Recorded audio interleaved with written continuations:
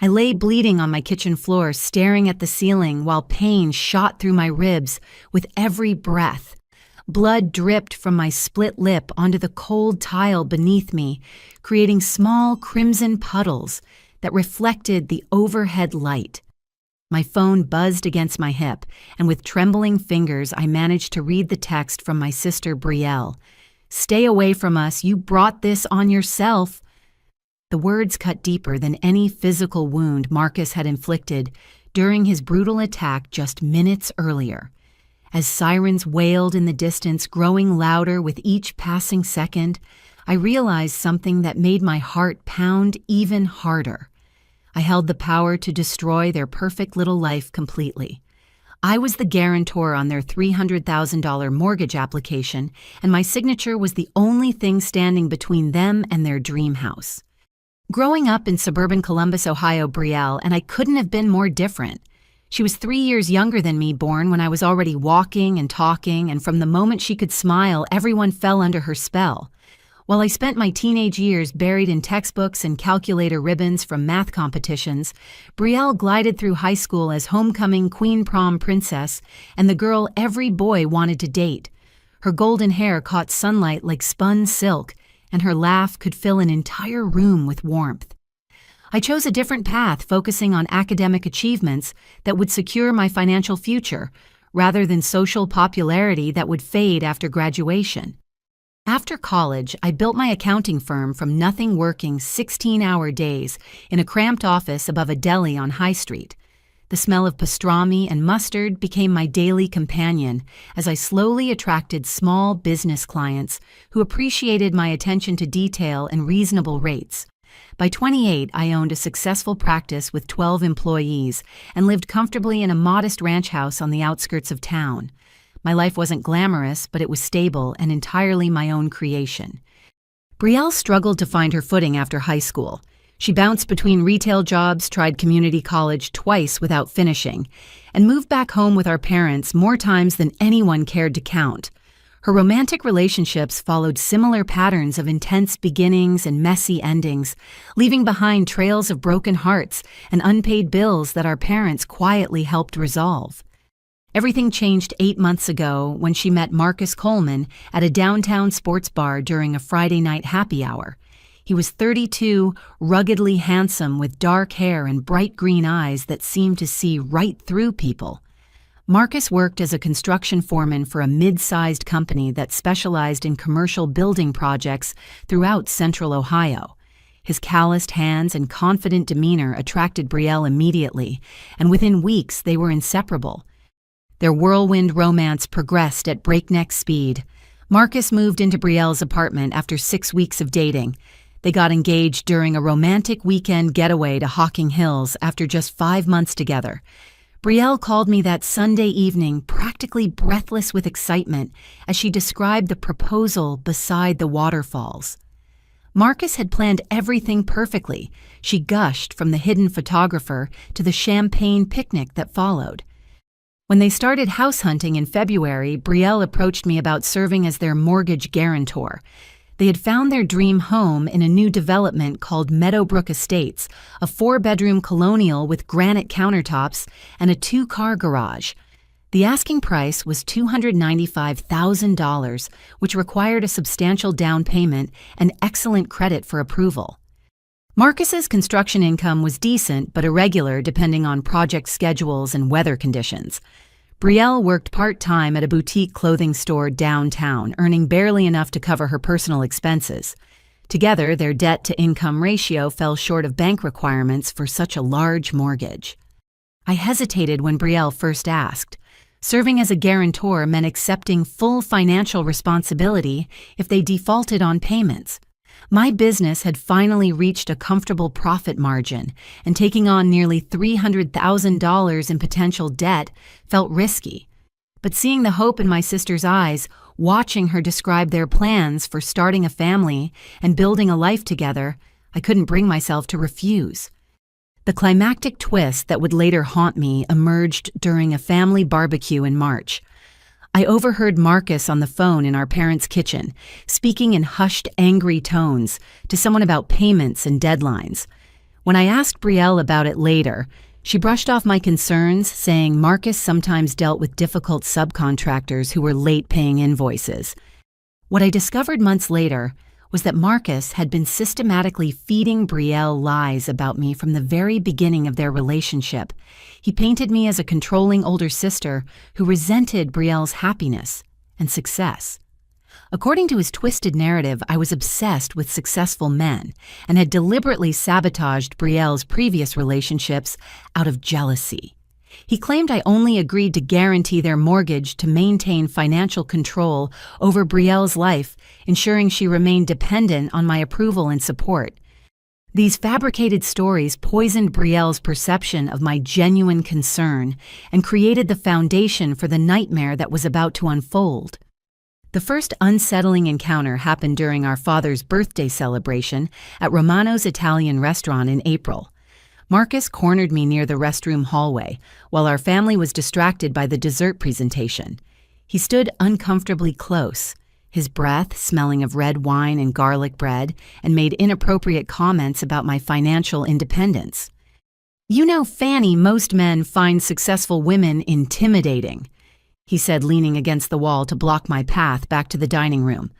"But I appreciate a woman who knows how to handle money.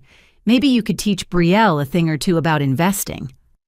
His eyes lingered on my figure in a way that made my skin crawl, and when I tried to step around him, he moved to maintain his blocking position. "I should get back to the table," I replied firmly, keeping my voice steady despite my discomfort. Marcus chuckled and finally stepped aside, but not before adding, "Of course, wouldn't want to keep the family waiting. You're always so responsible, aren't you?" When I mentioned the incident to Brielle during our weekly coffee date the following Tuesday, she laughed it off as a misunderstanding. "Marcus has a weird sense of humor sometimes," she explained, stirring extra cream into her latte. "He's just trying to connect with you because you're important to me. He knows how close we are." The second incident occurred during Brielle's birthday dinner in May. We celebrated at the Refinery, an upscale restaurant in the Short North District. Marcus arrived late, claiming his construction crew had run into permit issues that required his immediate attention. Throughout dinner, he dominated conversation with stories about difficult clients and incompetent city inspectors, painting himself as the long-suffering hero dealing with constant obstacles. When Brielle excused herself to take a phone call from our mother, Marcus immediately shifted his attention to me. "You know, Fanny Brielle talks about you constantly," he said, refilling my wine glass without asking. "She looks up to you so much.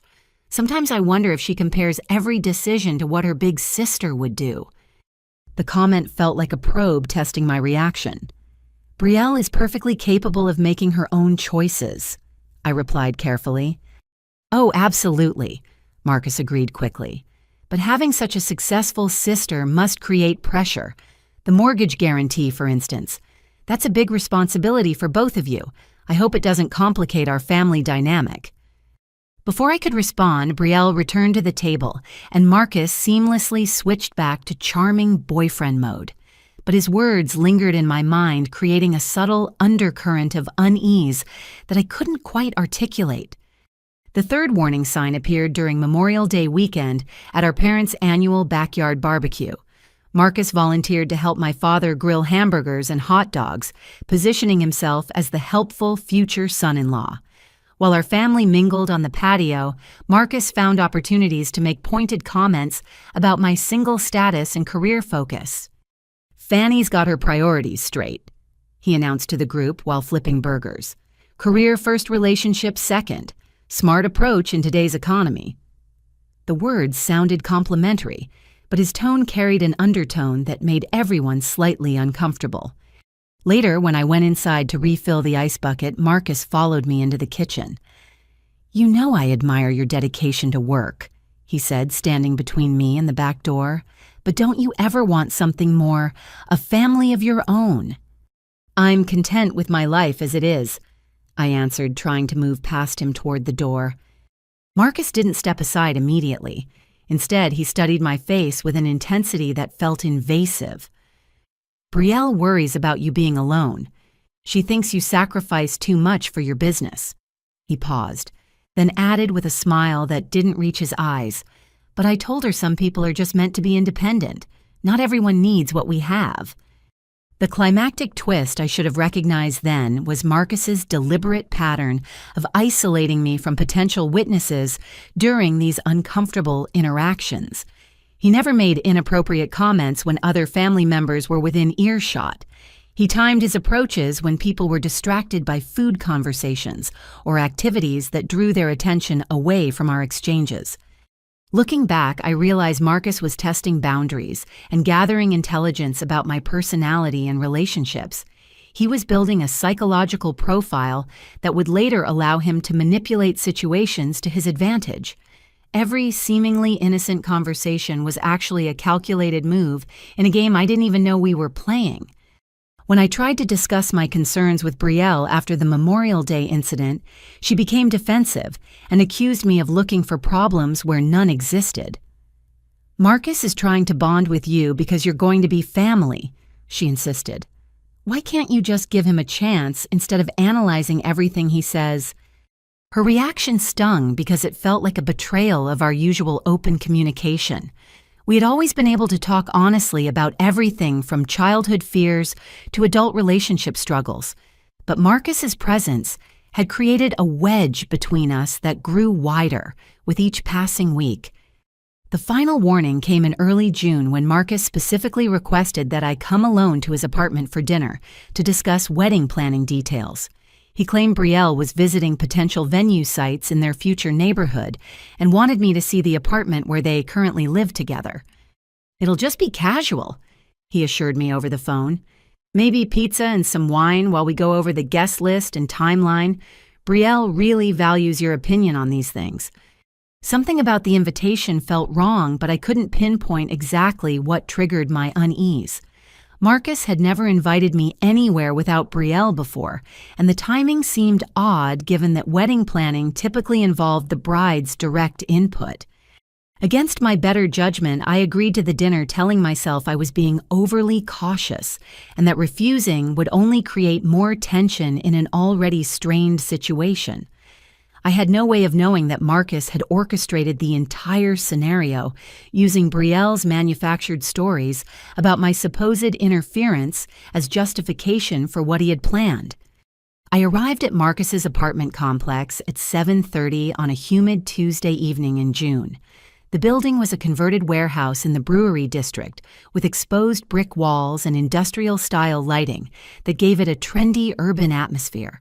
Marcus buzzed me up to the third floor where he greeted me at the door wearing jeans and a casual button-down shirt with the sleeves rolled up to reveal his muscular forearms. "Fanny, thanks for coming over," he said with a smile that seemed genuine enough. "Come on in, I've got wine breathing and pizza on the way."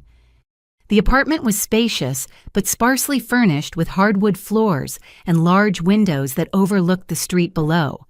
A sectional sofa dominated the living room facing a mounted television that was playing a baseball game with the sound muted. Wedding magazines and vendor brochures were scattered across the coffee table, giving the space an authentic feeling of preparation and planning. Marcus poured 2 glasses of red wine from a bottle that sat open on the kitchen counter. "Brielle should be back around 9, he said, handing me a glass. "She's looking at reception venues in Grandview with her friend Ashley.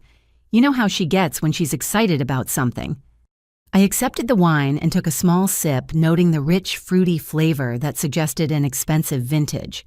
"This is nice," I commented, gesturing toward the bottle. "Thanks. I figured we should celebrate properly," Marcus replied. "After all, this wedding wouldn't be possible without your help. The mortgage guarantee means everything to us." We sat on the sofa and began reviewing the wedding planning materials. Marcus seemed genuinely interested in my opinions about flower arrangements, menu options, and seating charts. He took notes on a legal pad and asked thoughtful questions about my preferences for various aspects of the celebration. About 30 minutes into our conversation, something shifted in Marcus's demeanor. His questions became more pointed and personal, focusing on my relationship with Brielle rather than wedding details. "You and Brielle are really close, aren't you?" he asked, refilling our wine glasses. "We've always been close," I confirmed. She's my only sibling and I care about her happiness." Marcus nodded slowly as if processing this information. "She talks about you constantly. Sometimes I wonder if she compares me to you, like whether I measure up to her successful big sister." The comment caught me off guard. "I'm sure that's not true. Brielle loves you for who you are."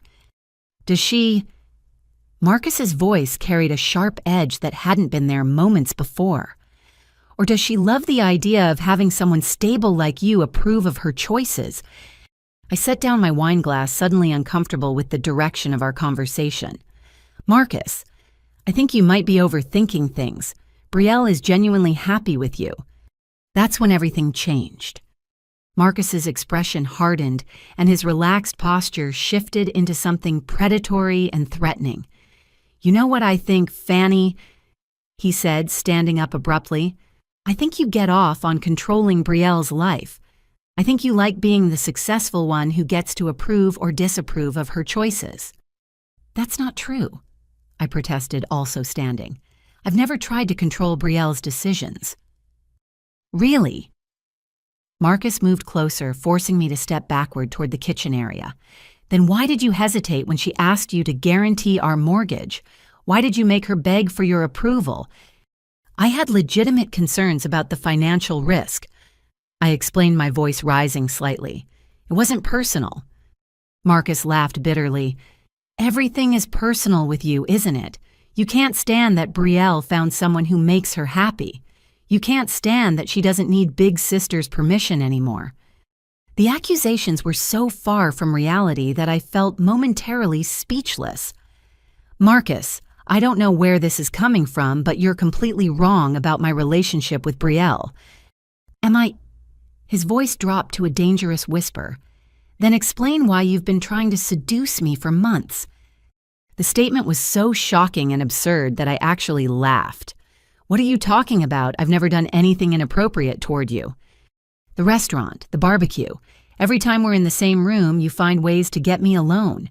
You touch my arm when you talk. You ask personal questions about our relationship." Marcus's fabricated narrative gained momentum as he spoke, his voice becoming more aggressive with each false accusation.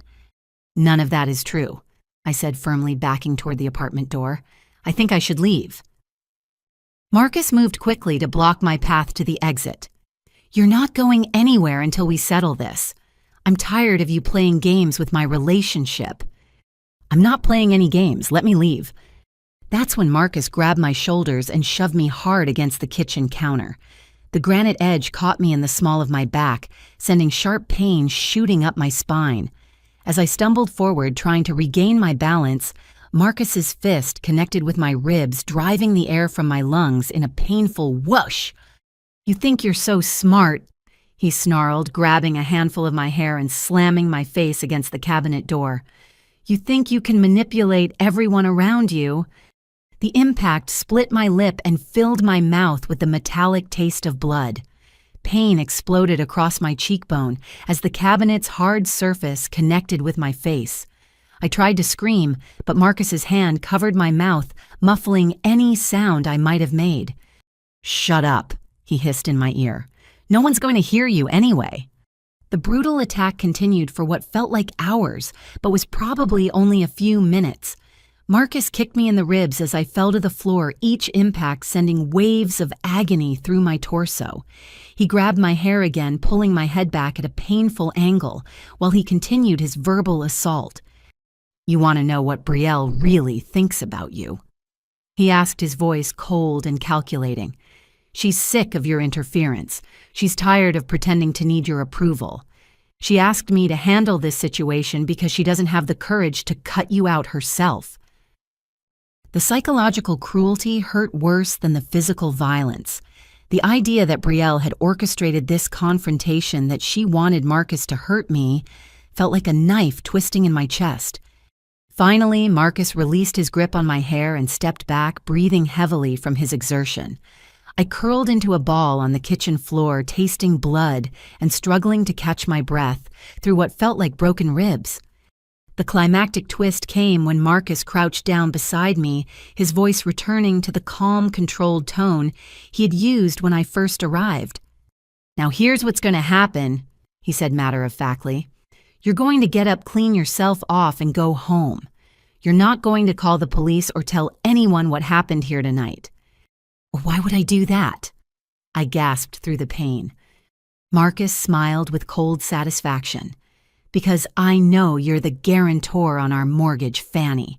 I know that if we default on those payments, it ruins your credit and destroys your business reputation.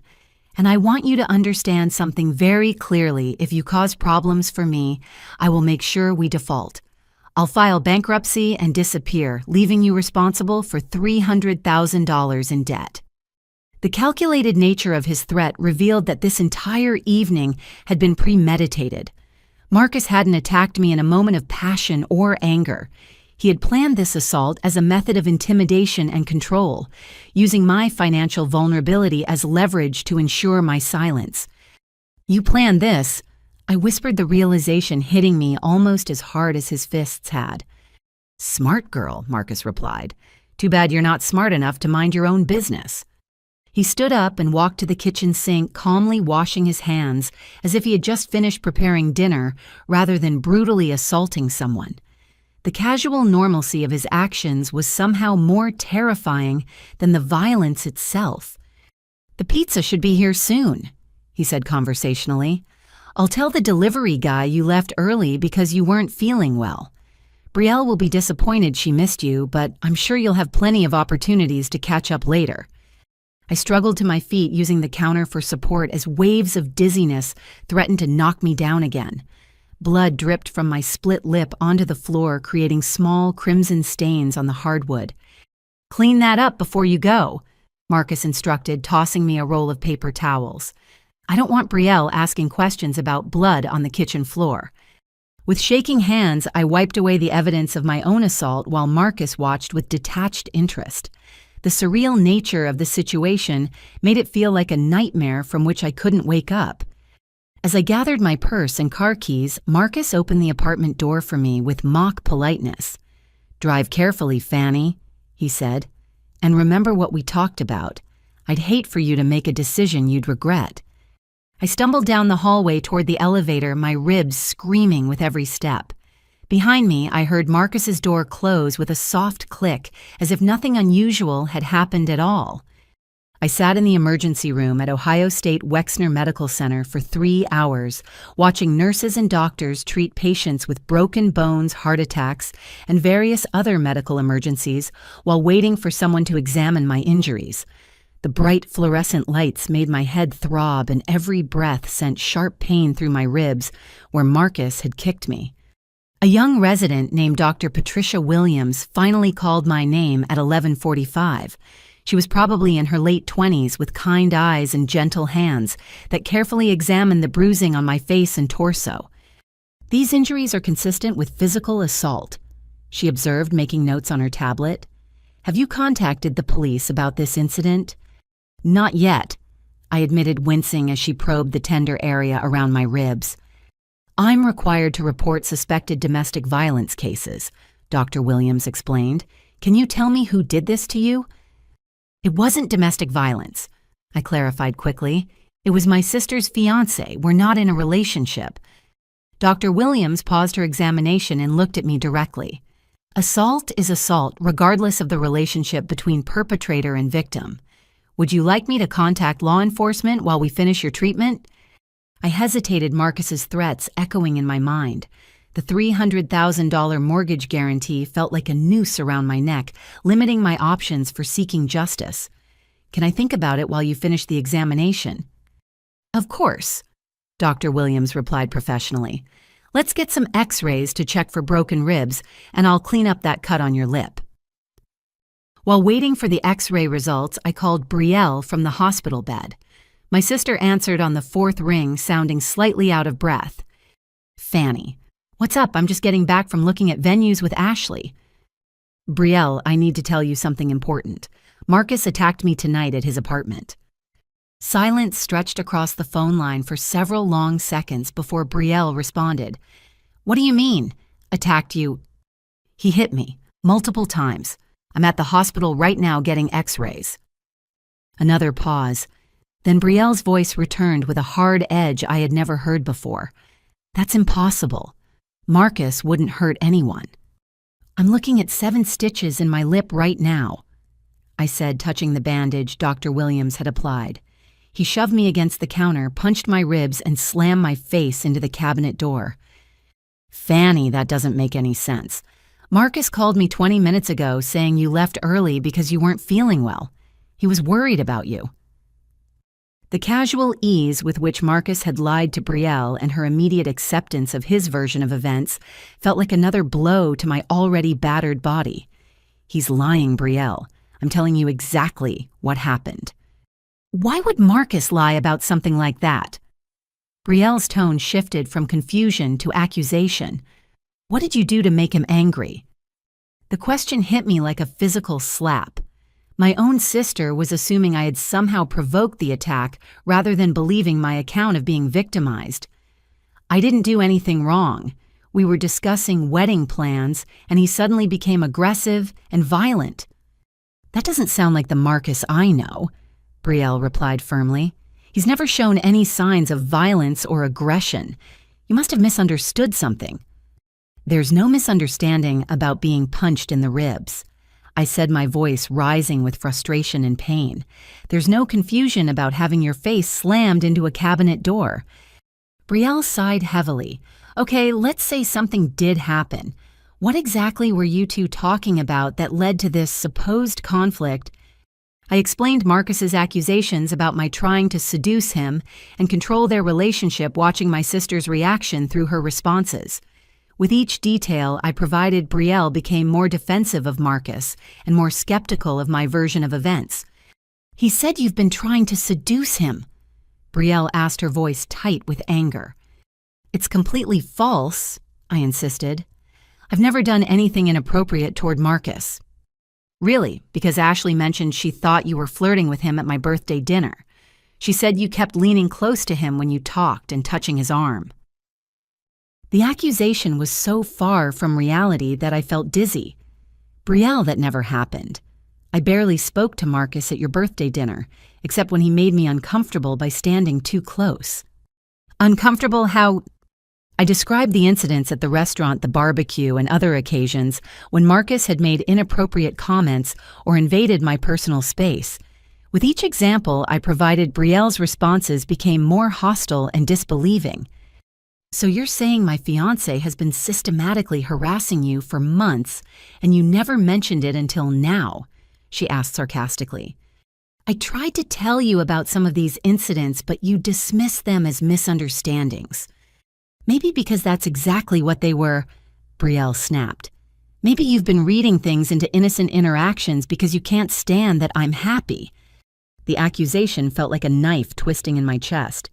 How can you say that I've always supported your relationship with Marcus? Have you? Because from where I'm sitting, it looks like you've been looking for problems from day one. You hesitated about the mortgage guarantee. You questioned his background. You acted weird every time we were all together. I was concerned about a major financial decision and some inappropriate behavior. I defended myself. That's not the same as trying to sabotage your happiness. Isn't it? Brielle's voice carried a coldness I had never heard before.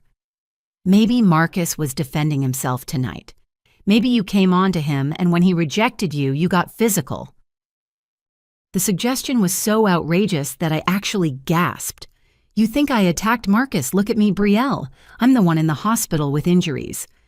People get hurt in fights, she replied matter-of-factly, especially when they start something they can't finish. Dr. Williams returned to my bedside with X-ray results, interrupting our increasingly heated conversation. The good news is no broken ribs, she announced quietly, clearly picking up on the tension of my phone call. You have severe bruising and muscle strain, but nothing that won't heal with time and rest.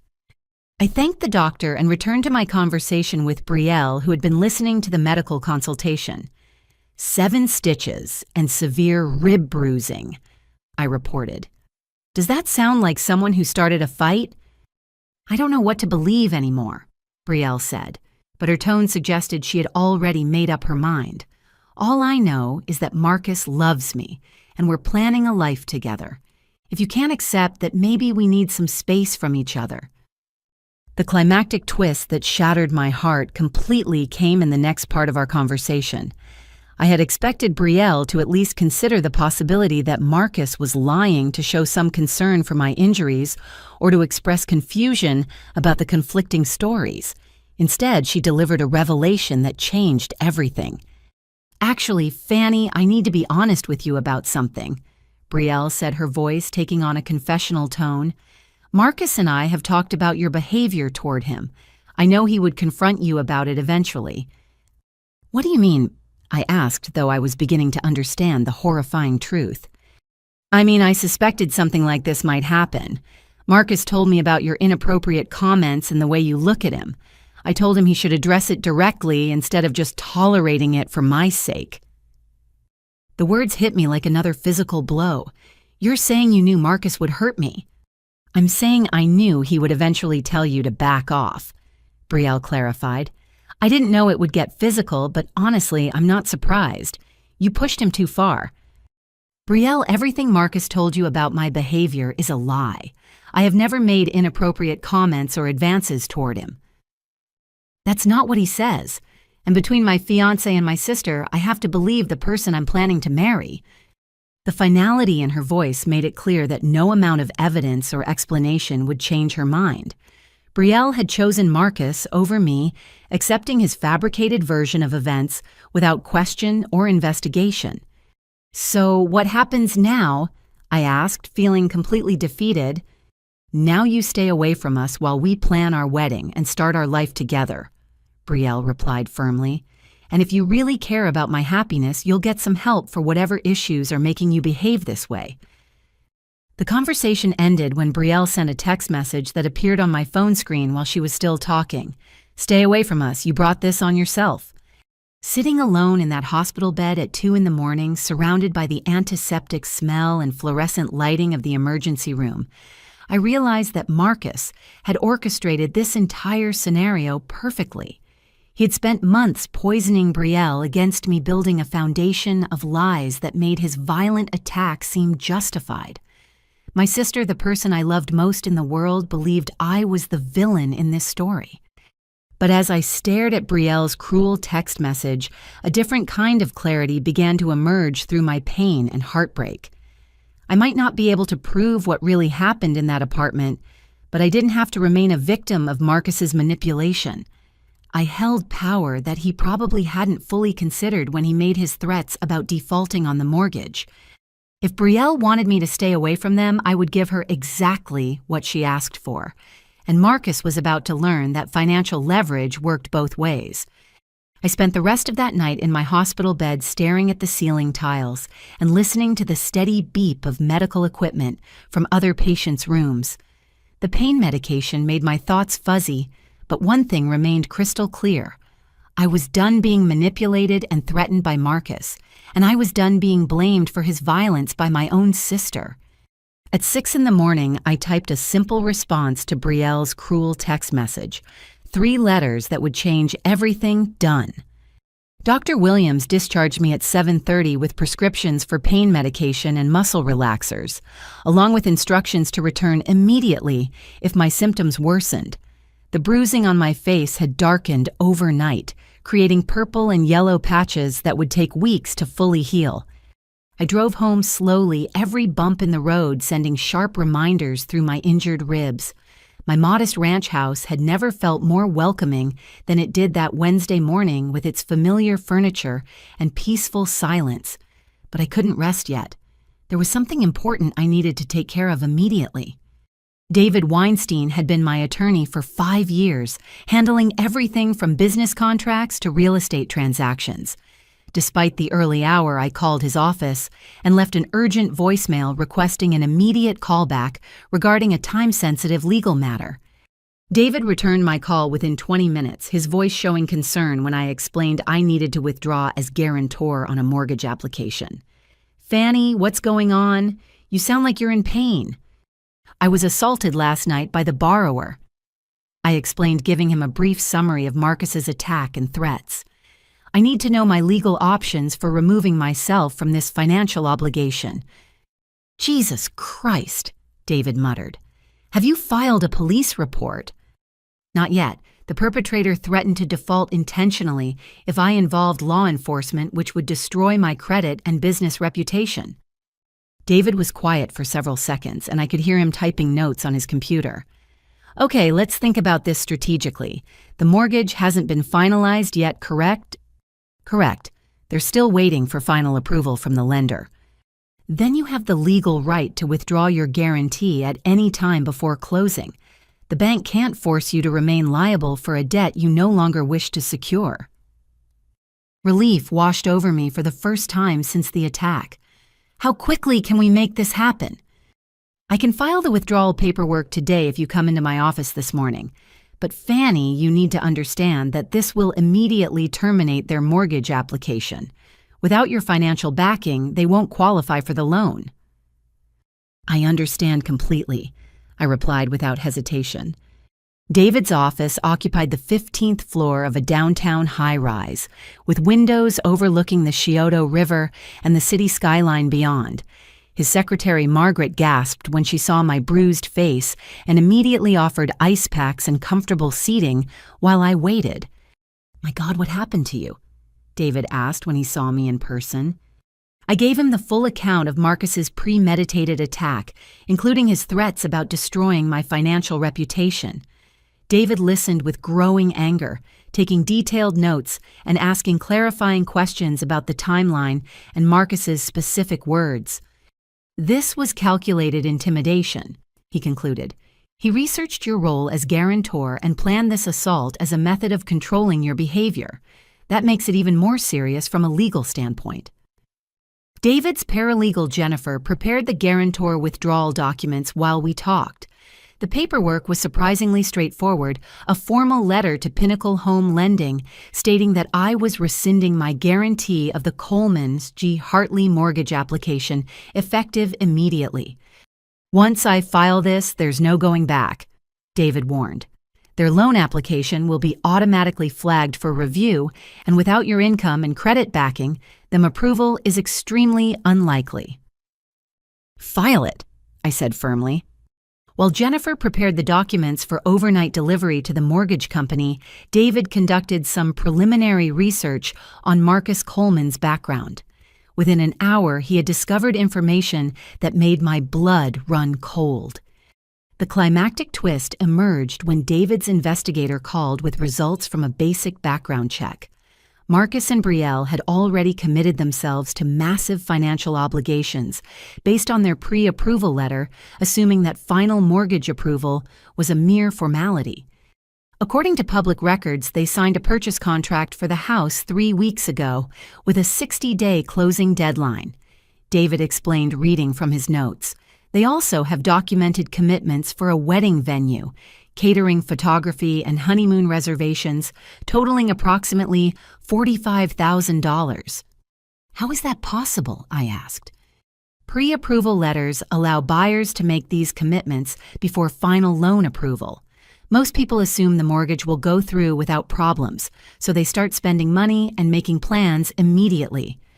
David's investigator had also discovered that Marcus and Brielle had used their pre-approval documentation to secure credit for furniture purchases, appliance deliveries, and even a new car loan based on their anticipated housing expenses.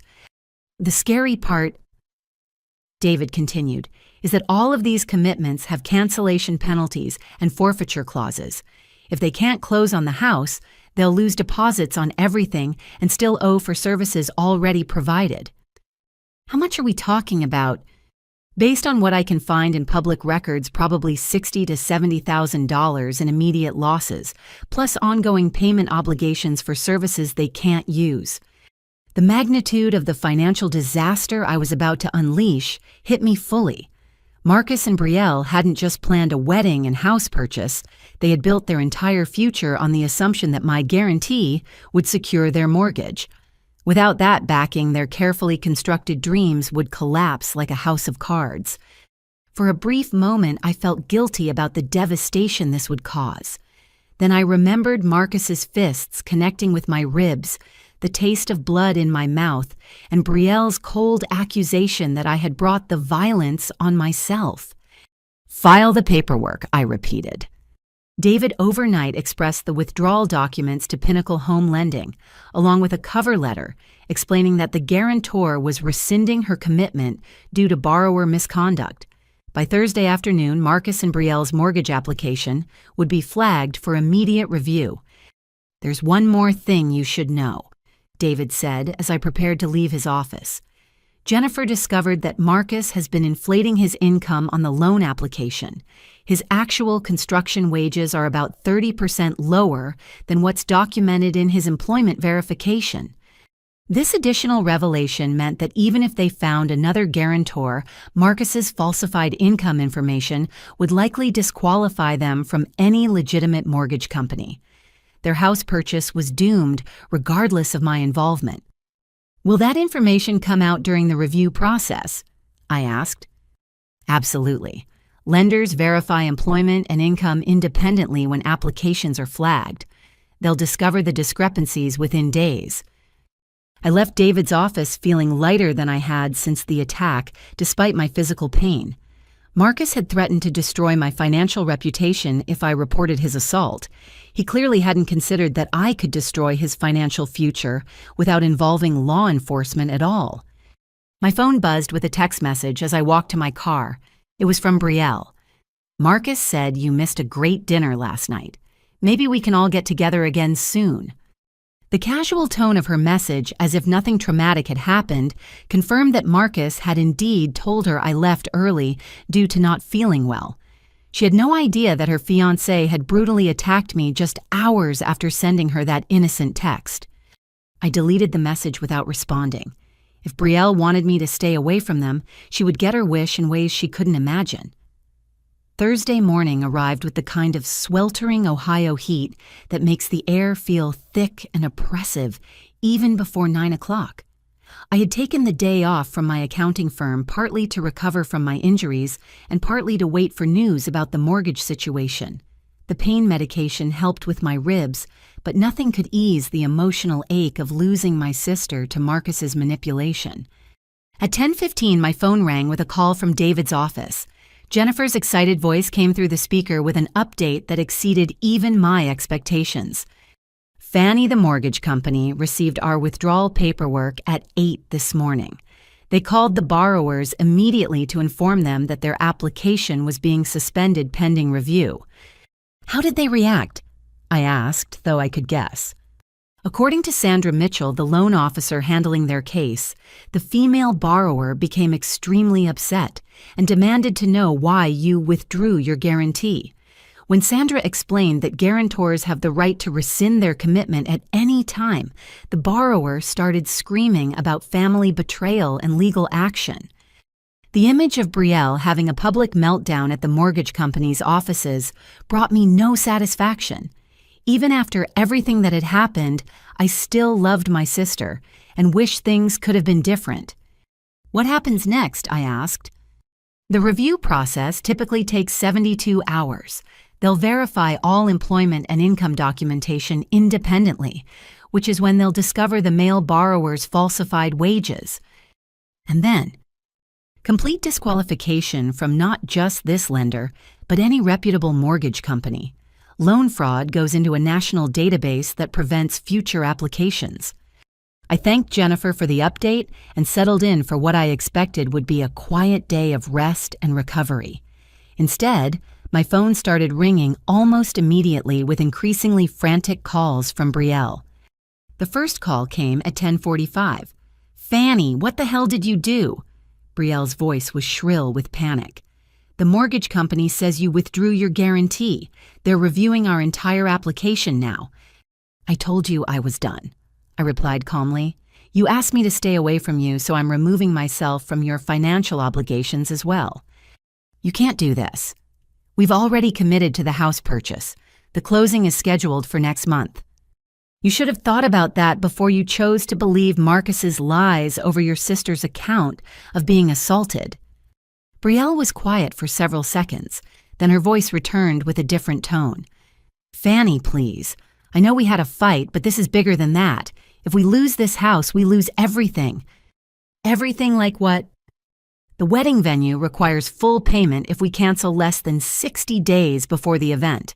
The photographer, the catering, the honeymoon reservations. We put deposits on furniture that gets delivered next week. Marcus bought a new truck based on our housing budget. The scope of their financial commitments was even larger than David's research had indicated.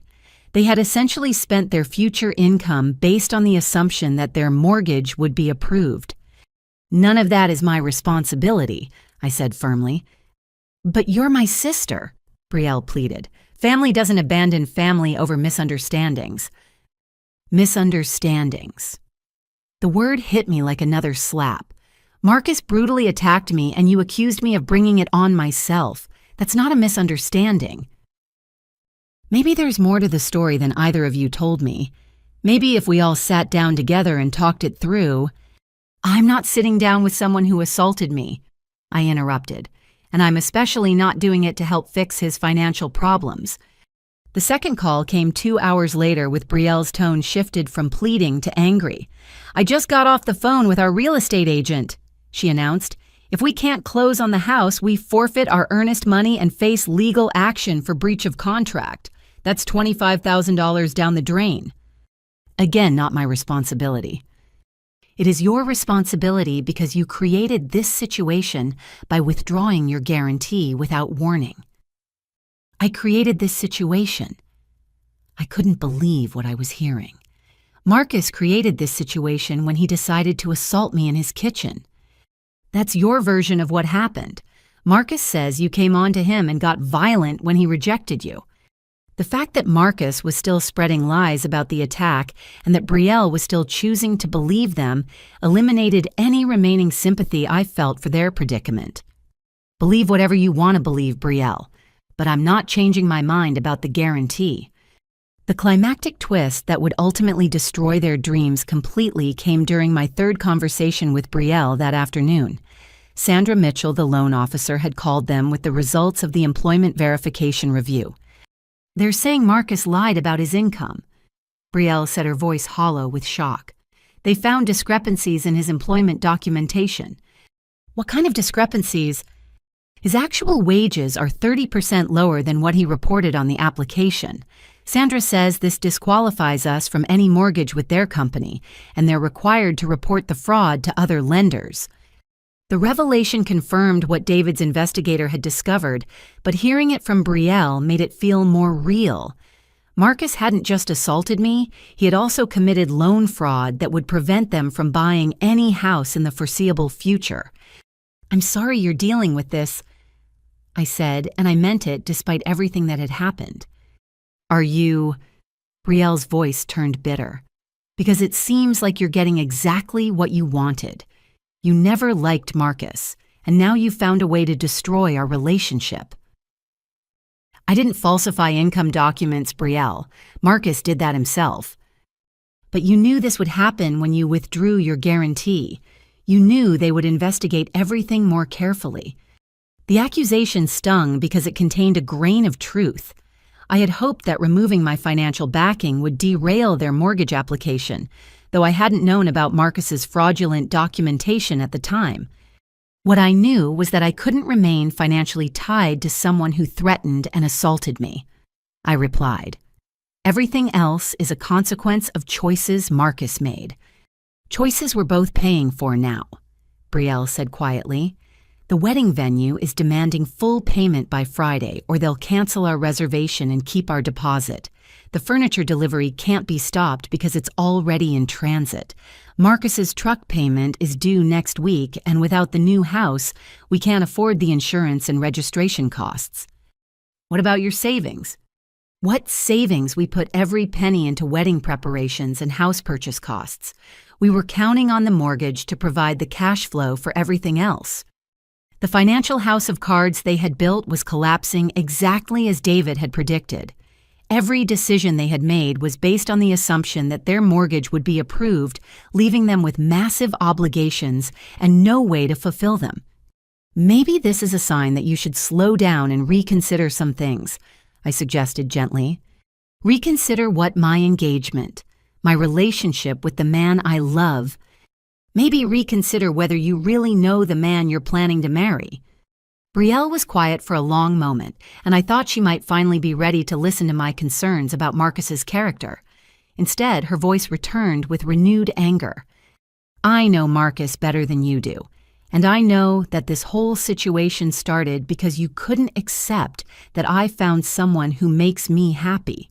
You've always needed to be the successful one, the one in control, and you couldn't stand that I was building a life that didn't revolve around your approval." The conversation ended with Brielle hanging up on me, but not before delivering one final accusation that revealed how completely Marcus had poisoned her perception of our relationship. "I hope you're happy, Fanny. You got what you wanted. You destroyed my future, and now you can go back to being the successful sister who doesn't have to worry about anyone else's happiness but your own." Friday morning brought another wave of phone calls from Brielle, but these conversations carried a different tone than the angry accusations of the previous day. Desperation had replaced hostility, and I could hear the genuine panic in my sister's voice as their financial situation continued to deteriorate. "Vanny, I need to ask you something important." Brielle began during her first call at 8:30.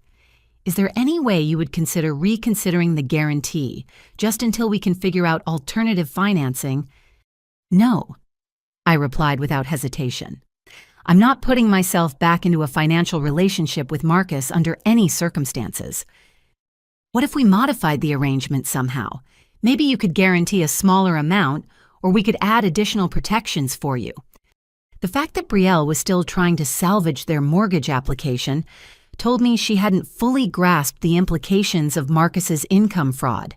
Even if I agreed to reinstate my guarantee, which I absolutely would not, no legitimate lender would approve their application once the falsified documents were discovered. "Brielle, the income fraud disqualifies you from any mortgage company. Finding alternative financing isn't going to be possible." Maybe Marcus made an honest mistake on the paperwork. People miscalculate their income all the time. 30% inflation isn't a miscalculation, it's deliberate fraud. You don't know that for sure. Maybe his overtime projections were more optimistic than realistic. The mental gymnastics Brielle was performing to excuse Marcus's behavior reminded me of how she had rationalized his assault on me. She was so invested in their relationship that she couldn't acknowledge the pattern of lies and manipulation that defined Marcus's character. "Even if it was an honest mistake," I said gently, "I still won't guarantee a loan for someone who physically attacked me. But what if he apologizes? What if we all sit down and work through this misunderstanding?" "There's no misunderstanding about being punched in the ribs, Brielle, and there's no apology that would make me trust Marcus with my financial security." The second call came an hour later, with Brielle's voice tight with stress. "The wedding venue is demanding payment by 5 o'clock today, or they're canceling our reservation. That's $15,000 we'll lose completely. Can you postpone the wedding instead of canceling? Postponing still costs us the deposits, and we'd have to put down new money for a different date. We don't have that kind of cash available." "What about your parents? Can they help with the immediate crisis?" "Mom and Dad already refinanced their house to help us with the wedding expenses 6 months ago. They can't take on any more debt." The revelation that our parents had mortgaged their retirement security to fund Brielle's wedding added another layer of tragedy to the unfolding disaster. Marcus's financial fraud and assault weren't just destroying his relationship with Brielle. They were threatening our entire family's economic stability. "I'm sorry this is happening," I said, meaning it sincerely despite my anger at how the situation had developed. "Are you?" Brielle asked. "Because you have the power to fix this, and you're choosing not to." "I have the power to make myself financially responsible for Marcus's debts. That's not the same as fixing anything. It would give us time to find alternative solutions." What alternative solutions? Marcus committed loan fraud Brielle. His financial credibility is destroyed for years to come. Maybe we could find a private lender who doesn't run the same verification checks. The suggestion revealed how little Brielle understood about mortgage lending and how desperate she had become. Private lenders who didn't verify income were typically predatory operations that charged interest rates so high they guaranteed eventual default and foreclosure. Those lenders charged 20 to 30% interest, Brielle. You'd lose the house within 2 years even if you could make the initial payments. At least we'd have 2 years to figure something else out. You'd have 2 years of massive debt before losing everything anyway. That's not a solution, it's just a slower form of financial suicide. The third call came at 2 in the afternoon, and I could immediately tell that something had shifted in Brielle's mental state. Her voice carried a frantic energy that made me concerned about her decision-making capacity. "I've been thinking about our conversation," she began. "You said Marcus assaulted you, but you never filed a police report. You went to the hospital, but you didn't ask them to call law enforcement. Doesn't that seem strange if you were really the victim of a violent crime?" I explained why I didn't report it immediately. Marcus threatened to destroy my business reputation if I involved police. Or maybe you didn't report it because you knew the evidence wouldn't support your story. "What are you suggesting, Brielle?" "I'm suggesting that maybe your version of what happened isn't completely accurate. Maybe Marcus was defending himself and you got hurt worse than either of you expected." The conversation was taking a disturbing turn that reminded me of domestic violence cases I had read about where victims were gaslit into believing they were responsible for their own abuse. "I have medical records documenting injuries consistent with assault," I said firmly. "I have hospital staff who can testify about the nature and severity of those injuries. Medical records prove you were injured. They don't prove who caused the injuries or how they occurred." "Are you seriously suggesting I beat myself up to frame Marcus?" "I'm suggesting that maybe you provoked a physical confrontation and got hurt worse than you intended." The climactic twist that would shatter any remaining hope for reconciliation came during my fourth conversation with Brielle that evening. David called me at 6 o'clock with urgent news that changed everything. "Fanny, I need to tell you about something that just happened. Pinnacle Home Lending contacted me about fraudulent documents that were submitted this afternoon." "What kind of fraudulent documents?" "Someone attempted to forge your signature on a revised guarantor agreement and submit it to a secondary lender called Ohio Valley Mortgage. The forgery is obvious because whoever did it doesn't know your professional signature style, but it's still a serious crime." My blood ran cold as the implications hit me. Brielle. The documents were submitted electronically from an IP address that traces back to your sister's apartment complex. Ohio Valley's fraud department has already contacted law enforcement about the attempted mortgage fraud. "What does this mean legally?" "It means your sister is now facing potential criminal charges for forgery and mortgage fraud. These are felony offenses that carry substantial prison sentences." "Can we prove she was the one who actually submitted the documents?" The electronic submission included authentication codes that required access to personal information about you that only a family member would know. Social security number, date of birth, mother's maiden name. The evidence is pretty conclusive. I felt physically sick thinking about Brielle throwing away her future in such a desperate and foolish attempt to save her relationship with Marcus. The woman I had grown up with, who had always been impulsive but never criminal, had crossed a line that would destroy her life far more thoroughly than any canceled wedding or lost house deposit.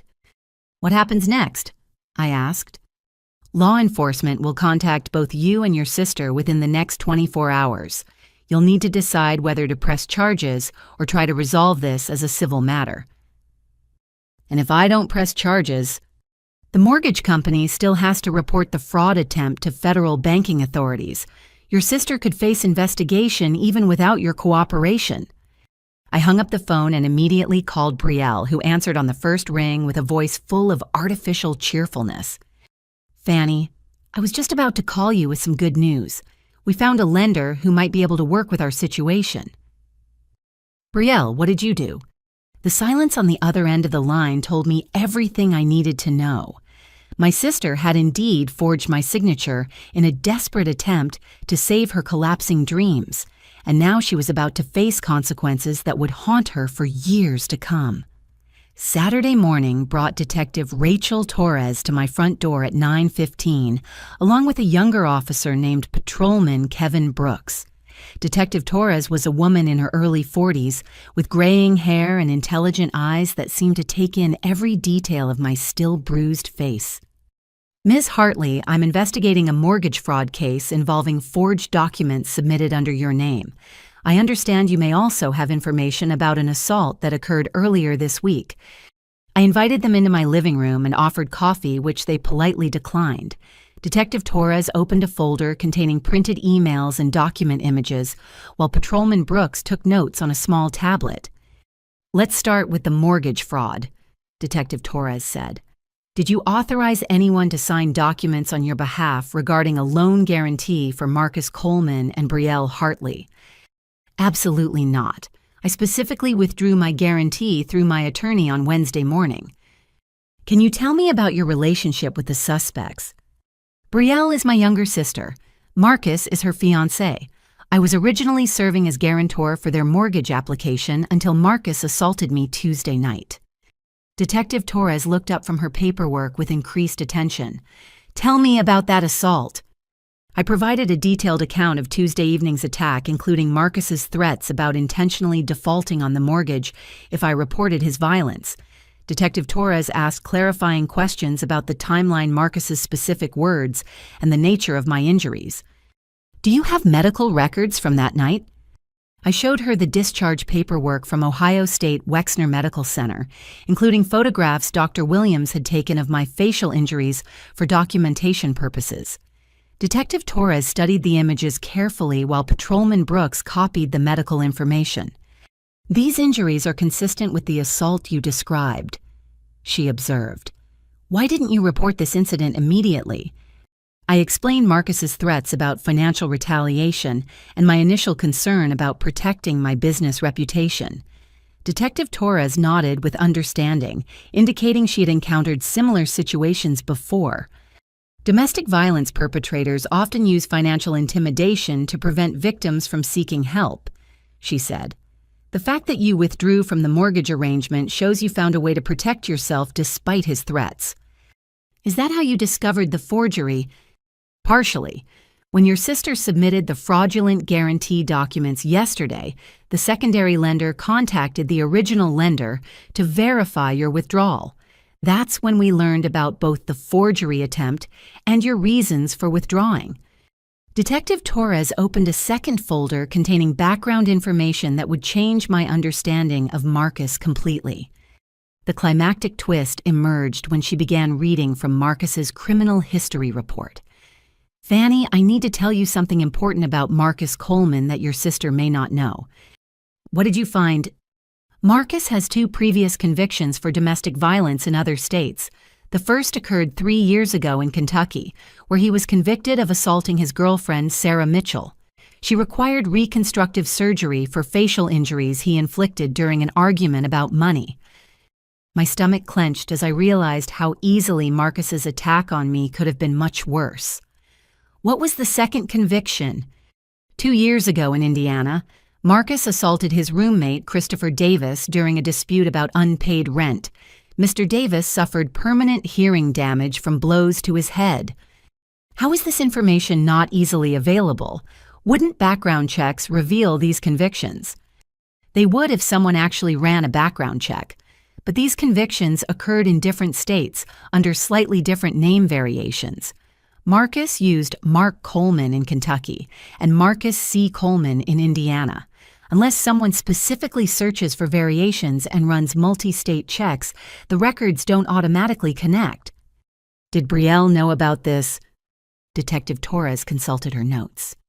"We interviewed your sister yesterday evening after the forgery was discovered. When we informed her about Marcus's criminal history, she initially denied any knowledge. However, under further questioning, she admitted that Marcus had told her about some misunderstandings with previous girlfriends." "Misunderstandings." That's the word she used. "According to your sister, Marcus claimed his ex-girlfriends were unstable women who falsely accused him of violence when their relationships ended badly." The psychological manipulation Marcus had used on Brielle was even more sophisticated than I had realized.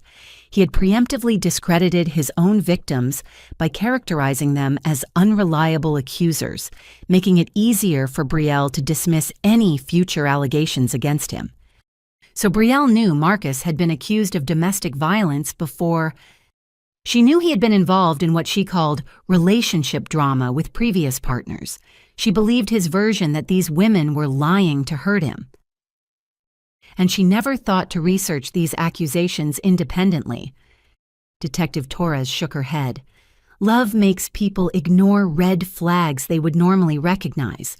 Your sister was emotionally invested in believing Marcus's story rather than investigating the truth. What happened when you told her about the medical records and police reports from his previous convictions? She broke down completely. The evidence was overwhelming and she couldn't maintain her denial any longer. Detective Torres turned to a new section of her folder. There's something else you need to know about Marcus's motivations for targeting your family. What do you mean? Our financial investigation revealed that Marcus chose your sister specifically because of your success and financial stability. He researched your accounting business and credit history before he even met Brielle. The revelation hit me like another physical blow. He planned this from the beginning. Marcus has substantial gambling debts to illegal operations in Cincinnati. He owes approximately $70,000 to people who use violence to collect payments. His relationship with your sister was essentially an elaborate fraud scheme designed to access both her money and your financial backing. How did he research my financial information? Public records, social media, and information he gathered from Brielle during their early dates. She unknowingly provided details about your business success, your real estate holdings, and your close relationship with her. So when he proposed to Brielle, he was positioning himself to use their marriage and house purchase as collateral for consolidating his gambling debts through illegal loan arrangements. Your guarantee would have given him access to $300,000 in equity that he planned to leverage for additional borrowing. The scope of Marcus's criminal planning was staggering. Every aspect of his relationship with Brielle had been calculated to exploit our family's resources for his personal benefit. What about the assault on me? How does that fit into his plan? Marcus became concerned that your financial background and protective instincts might expose his scheme before the house purchase was completed. He needed you eliminated as a potential threat, but he also needed your guarantee to remain in place. So he attacked me to intimidate me into silence while keeping me financially tied to their mortgage. Exactly. He underestimated your resolve and your ability to remove yourself from the situation entirely. Detective Torres closed her folder and looked at me directly. Marcus represents a type of predator we encounter occasionally. He targets women with family money or financial connections, manipulates them emotionally, and exploits their resources for his criminal activities. Your sister was a victim of sophisticated psychological manipulation. Where is Marcus now? We attempted to arrest him yesterday evening, but he had already fled his apartment. We believe he realized the investigation was expanding when the forgery was discovered. Has he left Ohio? We issued a BOLO alert for his vehicle and contacted law enforcement in neighboring states. Marcus has a pattern of fleeing when his criminal activities are exposed, but he usually doesn't get far. Detective Torres's investigation expanded rapidly over the weekend as her team uncovered the full scope of Marcus's criminal enterprise.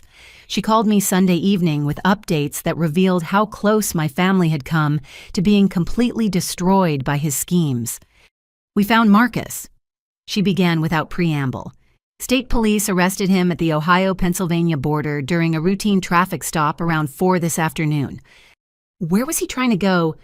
Pittsburgh, according to the GPS route programmed into his truck.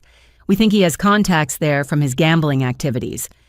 What happened when they arrested him? That's where it gets interesting. Marcus was carrying 3 laptops, a box of documents, and approximately $15,000 in cash. The laptops contained detailed records of his entire criminal operation. Detective Torres explained that Marcus had been documenting his activities like a predator's handbook, maintaining spreadsheets of potential targets, psychological manipulation strategies, and financial exploitation techniques. One of the files is titled Brielle Project and contains everything from her social media posts to detailed plans for accessing your family's money.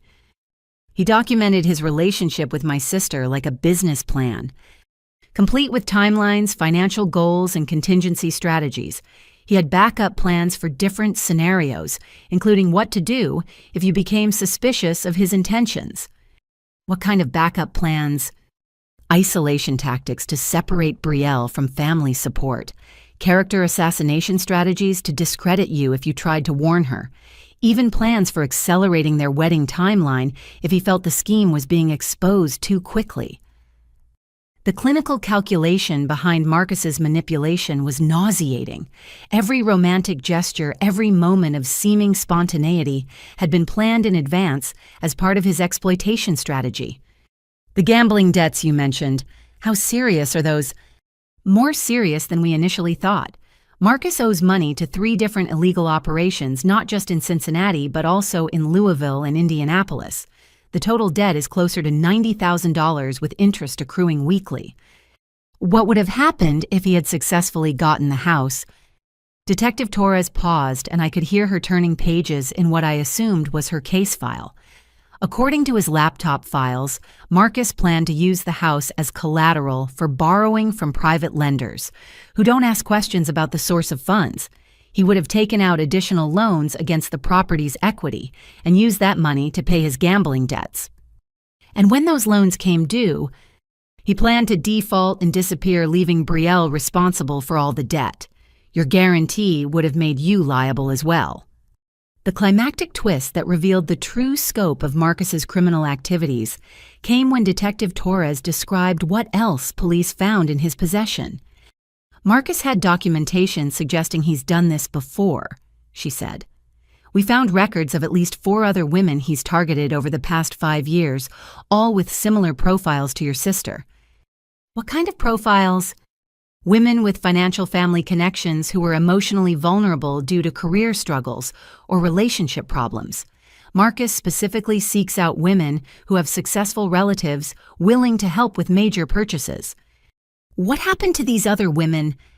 2 of them lost substantial amounts of money before Marcus disappeared.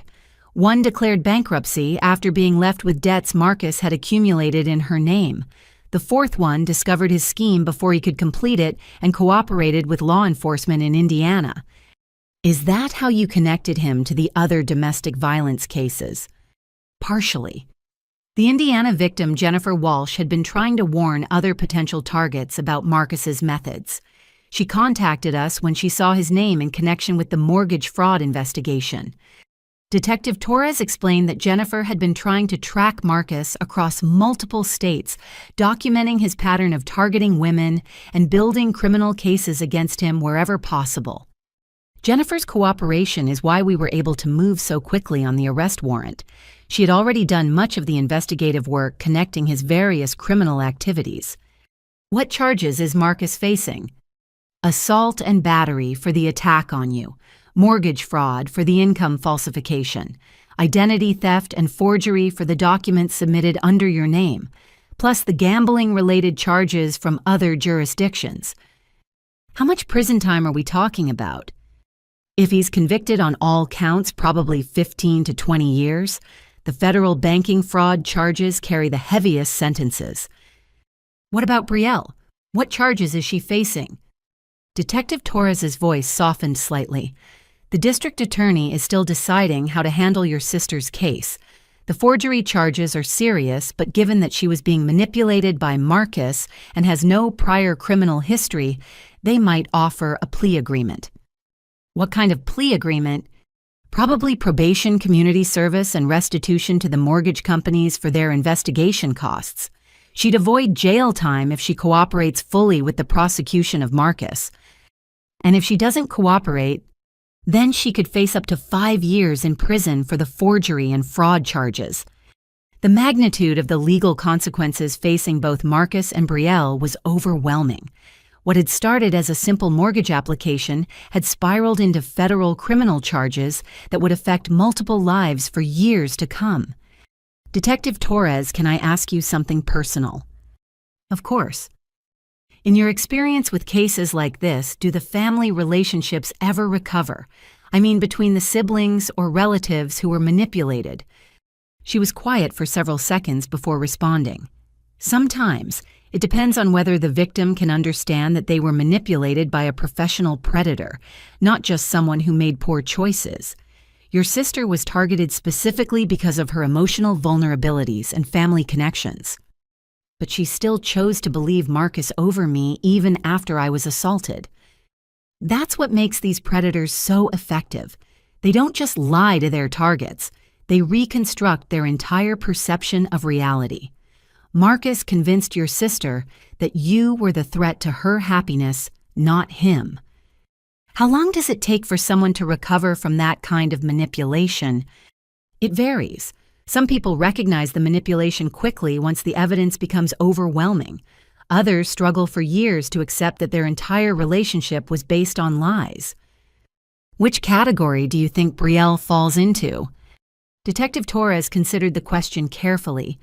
Based on her reaction when we showed her the evidence of Marcus's criminal history and his documented plans to exploit your family, I think she's beginning to understand how completely she was deceived. What was her reaction? Complete emotional breakdown. She kept saying she couldn't believe she had been so stupid that she should have listened to your concerns about Marcus. Does she want to talk to me? She's asked several times if you would consider meeting with her, but she understands if you're not ready for that conversation yet. I thanked Detective Torres for the update and promised to stay in touch as the legal proceedings developed. After hanging up, I sat in my quiet house, trying to process the enormity of what Marcus had planned to do to my family. The realization that his entire relationship with Brielle had been a calculated fraud scheme made me feel sick to my stomach. Every family gathering, every wedding planning session, every conversation about their future together had been part of an elaborate con game designed to exploit our trust and financial resources. But underneath my anger and disgust, I felt a growing seed of hope. For the first time since Tuesday night's assault, it seemed possible that Brielle might eventually understand the truth about Marcus and perhaps even forgive herself for being manipulated by such a sophisticated predator. The question that remained was whether our relationship as sisters could survive the damage that Marcus's manipulation had inflicted on our family. Monday morning arrived with gray skies and the kind of persistent drizzle that makes everything feel soggy and depressing. I was reviewing client files at my kitchen table when Detective Torres called with news that would finally begin to heal the wounds Marcus had inflicted on our family. Fanny, your sister, has requested a meeting.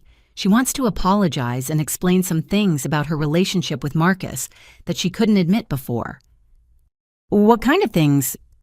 Financial abuse that she was too embarrassed to acknowledge. Marcus had been stealing money from her personal accounts for months, and she just discovered the full extent of it. The revelation didn't surprise me given everything else we had learned about Marcus's criminal activities, but it added another layer of betrayal that Brielle had to process. Where does she want to meet? She asked if you would consider coming to the police station. She thinks having official documentation of her statement might help you trust that she's telling the truth this time. I agreed to meet Brielle at the downtown police station that afternoon, partly out of curiosity, and partly because Detective Torres seemed to believe my sister had genuinely begun to understand the reality of her situation. The Franklin County Justice Center occupied an imposing concrete building near the state capitol with security checkpoints and metal detectors that reminded visitors this was a place where serious crimes were processed. Detective Torres met me in the lobby and escorted me to a small conference room where Brielle was waiting. My sister looked terrible. Her usually perfect blonde hair hung limp and unwashed around her face, and her eyes were red and swollen from what appeared to be days of crying. She had lost weight since our last conversation, giving her face a gaunt appearance that made her look older than her 26 years. "Fanny," she said quietly when I entered the room, Thank you for coming. I wasn't sure you would. I sat across from her at the metal table, noting how different she seemed from the confident woman who had been planning her dream wedding just a week earlier. Detective Torres remained in the room but positioned herself near the door to give us some privacy. Detective Torres said you discovered Marcus had been stealing from you. Brielle nodded, pulling out her phone to show me bank statements and transaction records. I started checking my accounts carefully after the police told me about his criminal history. The unauthorized withdrawals go back 4 months. The evidence was damning. Marcus had systematically drained Brielle's checking and savings accounts, taking money in amounts small enough to avoid immediate detection, but large enough to accumulate into substantial theft over time.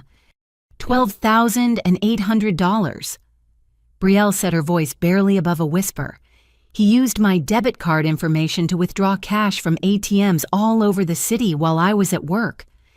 How did he get your card information? I gave him my PIN number 2 months into our relationship. He said it would be easier if we could access each other's accounts for shared expenses, like groceries and gas. The financial abuse had been gradual and subtle, designed to avoid triggering Brielle's suspicion while systematically depleting her resources. Marcus had used classic manipulation tactics, framing the access as a sign of trust and commitment rather than an opportunity for theft.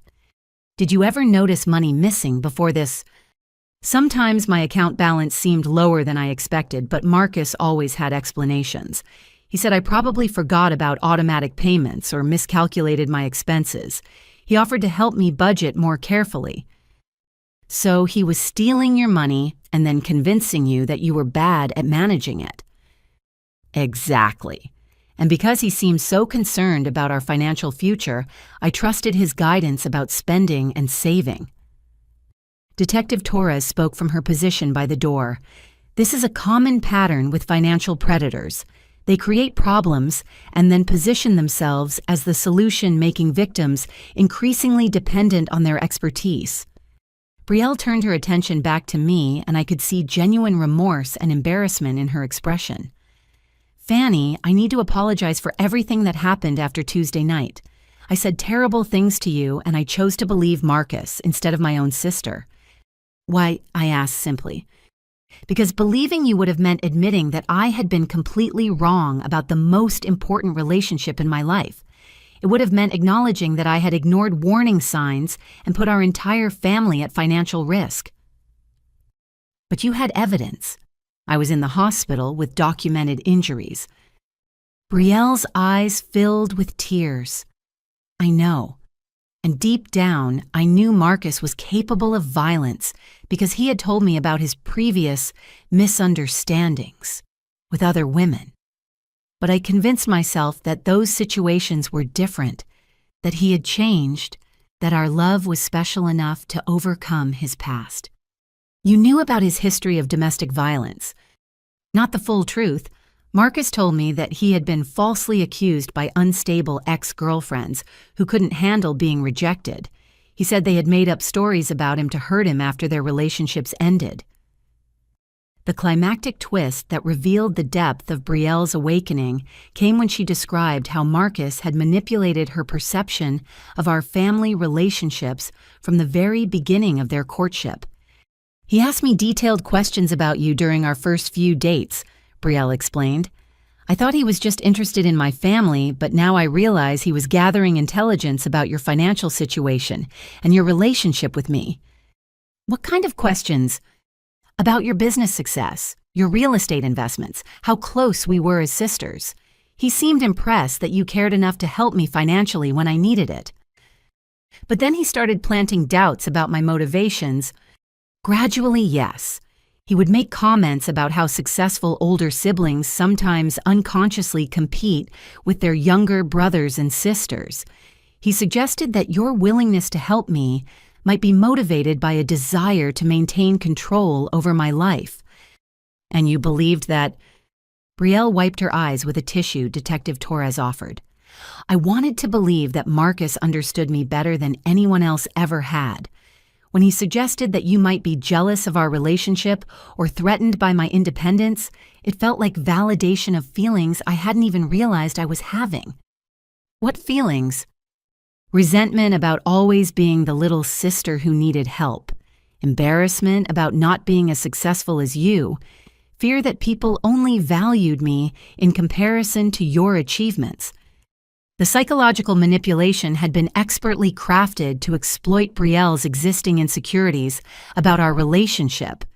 Marcus had identified her emotional vulnerabilities and weaponized them against both of us. So, when Marcus accused me of trying to seduce him, you were already primed to believe I would sabotage your happiness. Yes, and I'm so ashamed of that now. You've never done anything but support me and try to protect me, and I let Marcus convince me that you were the threat to our relationship. Detective Torres interjected with additional information that demonstrated how calculated Marcus's manipulation had been. We found detailed psychological profiles of your entire family in Marcus's files. He had specific strategies for isolating Brielle from each family member. What did the profiles say? For you, he planned to exploit Brielle's feelings of inadequacy compared to your success. For your parents, he intended to position himself as the protective partner who could finally give Brielle the stability they wanted for her. It was all planned. Every aspect of their relationship was designed to achieve maximum financial exploitation while preventing family interference. Brielle looked at me with an expression of desperate hope. Fanny, I know I don't deserve your forgiveness. I know I chose Marcus over you when you needed my support most, but I want you to know that I understand now how completely I was manipulated. Understanding doesn't erase what happened. No, it doesn't. But maybe it explains why I made such terrible choices. Marcus didn't just lie to me about the assault. He spent months reconstructing my perception of reality so I would be incapable of recognizing the truth. What about the forgery that wasn't Marcus manipulating you? That was your own decision to commit a crime. Brielle's face crumpled as she acknowledged the most shameful aspect of her behavior. I was panicking. Our entire life was falling apart, and I couldn't accept that it was really over. I thought if I could just buy us some time, maybe we could fix everything. By committing federal fraud, I wasn't thinking clearly. I was desperate to save what I thought was the most important relationship of my life, and I was willing to do anything to make that happen, even if it meant dragging me into criminal liability. I told myself that once we got the mortgage approved, I would find a way to protect you from any negative consequences. I convinced myself that I was solving a temporary problem, not creating a bigger one. The conversation continued for another hour, with Brielle providing additional details about Marcus's manipulation tactics and her growing understanding of how thoroughly she had been deceived. By the end of our meeting, I could see that my sister was genuinely beginning to comprehend the reality of what had happened to her.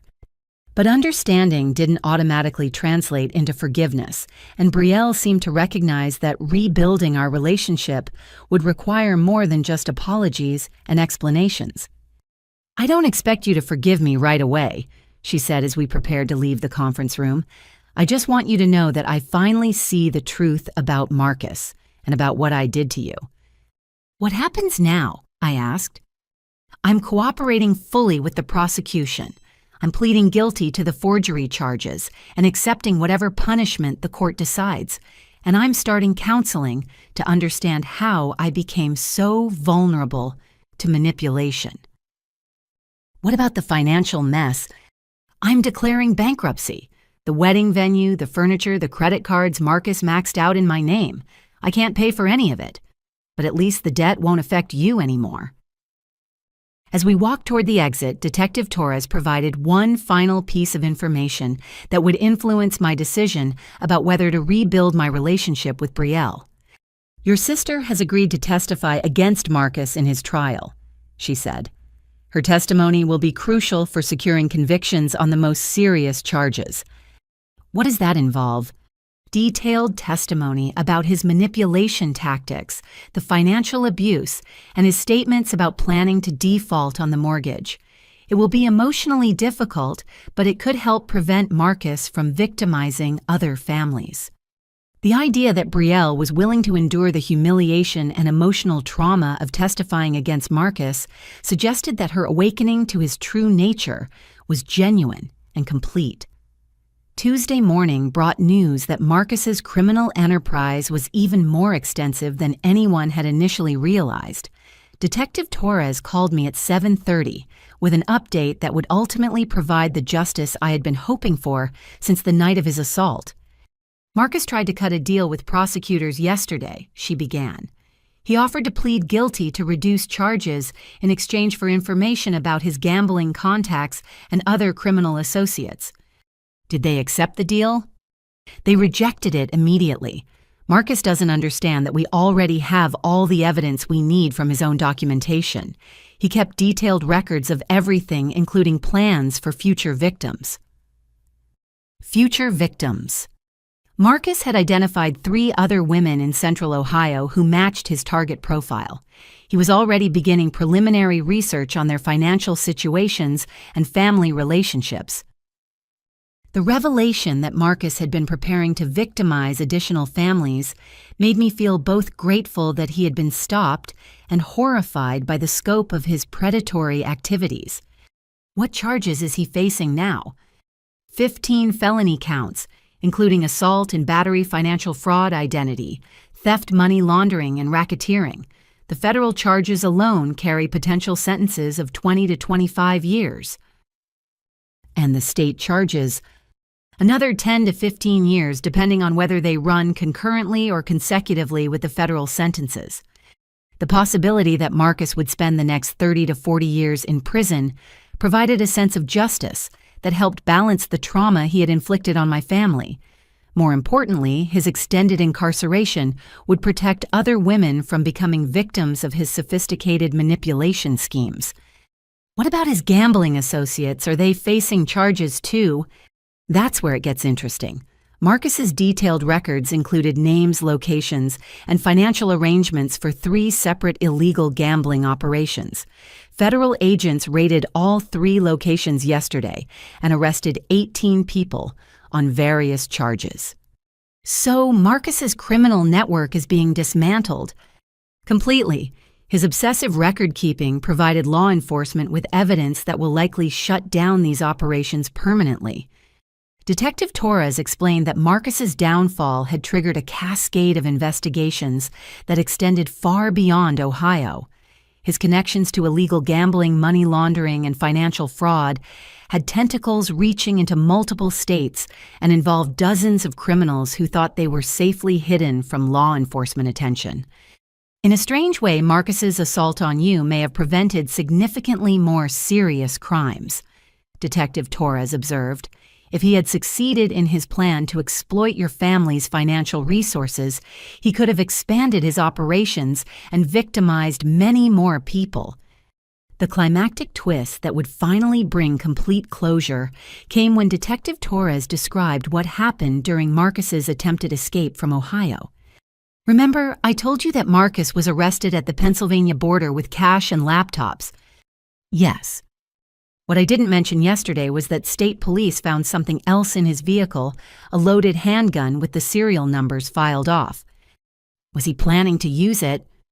According to text messages we recovered from his phone, Marcus was communicating with his gambling contacts about eliminating people who could testify against him.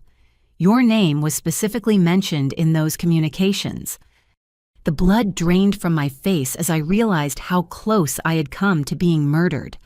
Marcus hadn't just planned to assault and intimidate me.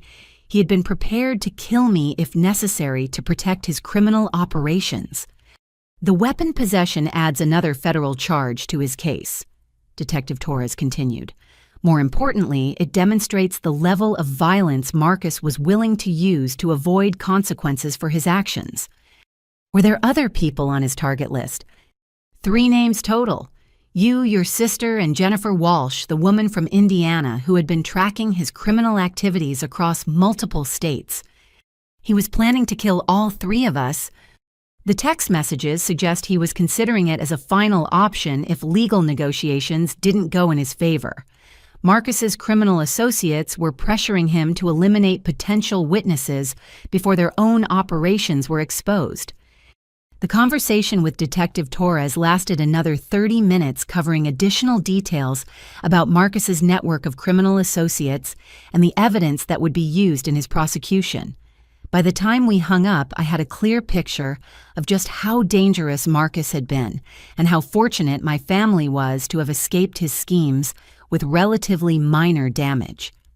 That afternoon, I received an unexpected call from Jennifer Walsh, the Indiana woman who had been tracking Marcus across multiple states. Her voice was warm and sympathetic as she introduced herself and explained her connection to the case. "I've been following Marcus's criminal activities for 2 years," she said. "When I learned about what happened to you and your sister, I wanted to reach out and offer my support." Detective Torres mentioned that you helped with the investigation. "I've been documenting Marcus's pattern of targeting women with financial family connections ever since he victimized me in Indiana. Your case provided the evidence we needed to finally stop him permanently." Jennifer explained that she had been working with law enforcement agencies in multiple states to build a comprehensive case against Marcus and his criminal associates. Her efforts had been largely unsuccessful until my assault and the subsequent investigation provided the breakthrough prosecutors needed. "What happened to you in Indiana?" I asked. "Similar to your situation, but I discovered his scheme before he could complete it. Marcus was planning to use me as guarantor for a business loan that he intended to default on immediately. When I investigated his background and discovered his criminal history, he became violent." "Did he assault you?" "He tried to, but I had already contacted police and was wearing a recording device when we met for our final confrontation. We caught his threats and attempted assault on tape, which led to his conviction for attempted domestic violence." "So you've been tracking him ever since?" "I made it my mission to prevent him from victimizing other women. I contacted law enforcement wherever he moved and tried to warn potential targets when I could identify them." "How did you know he was targeting my family?" "I track his social media activities and monitor public records for mortgage applications in areas where he's living. When I saw his engagement announcement with your sister, I started researching your family's financial situation." "You knew we were potential targets." "I suspected it based on the pattern. Young woman with career struggles, older sibling with business success, close family relationships that could be exploited for financial gain. It matched Marcus's victim profile perfectly."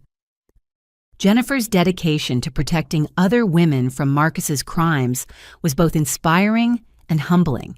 She had turned her own victimization into a mission to prevent similar harm to others, dedicating considerable time and resources to tracking a dangerous criminal across multiple states.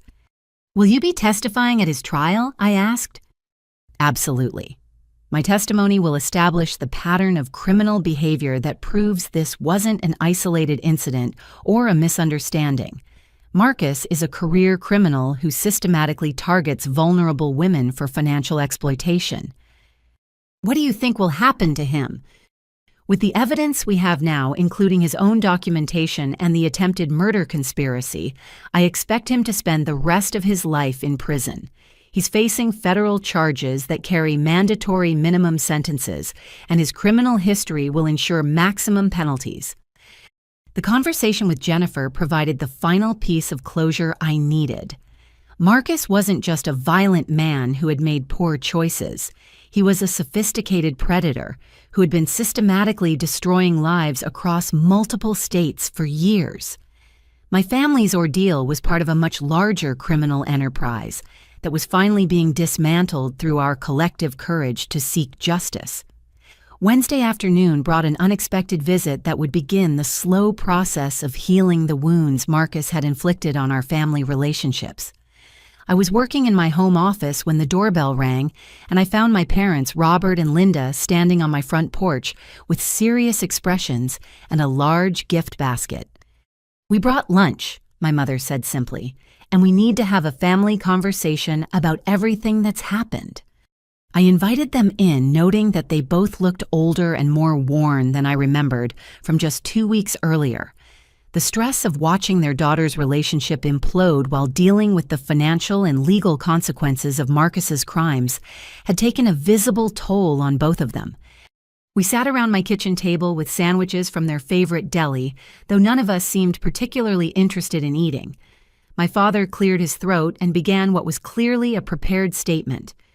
"Fanny, your mother and I owe you an apology. We should have been more supportive after Marcus attacked you, and we should have recognized the warning signs about his character much earlier." "Dad, you couldn't have known." "Actually, we could have," my mother interrupted.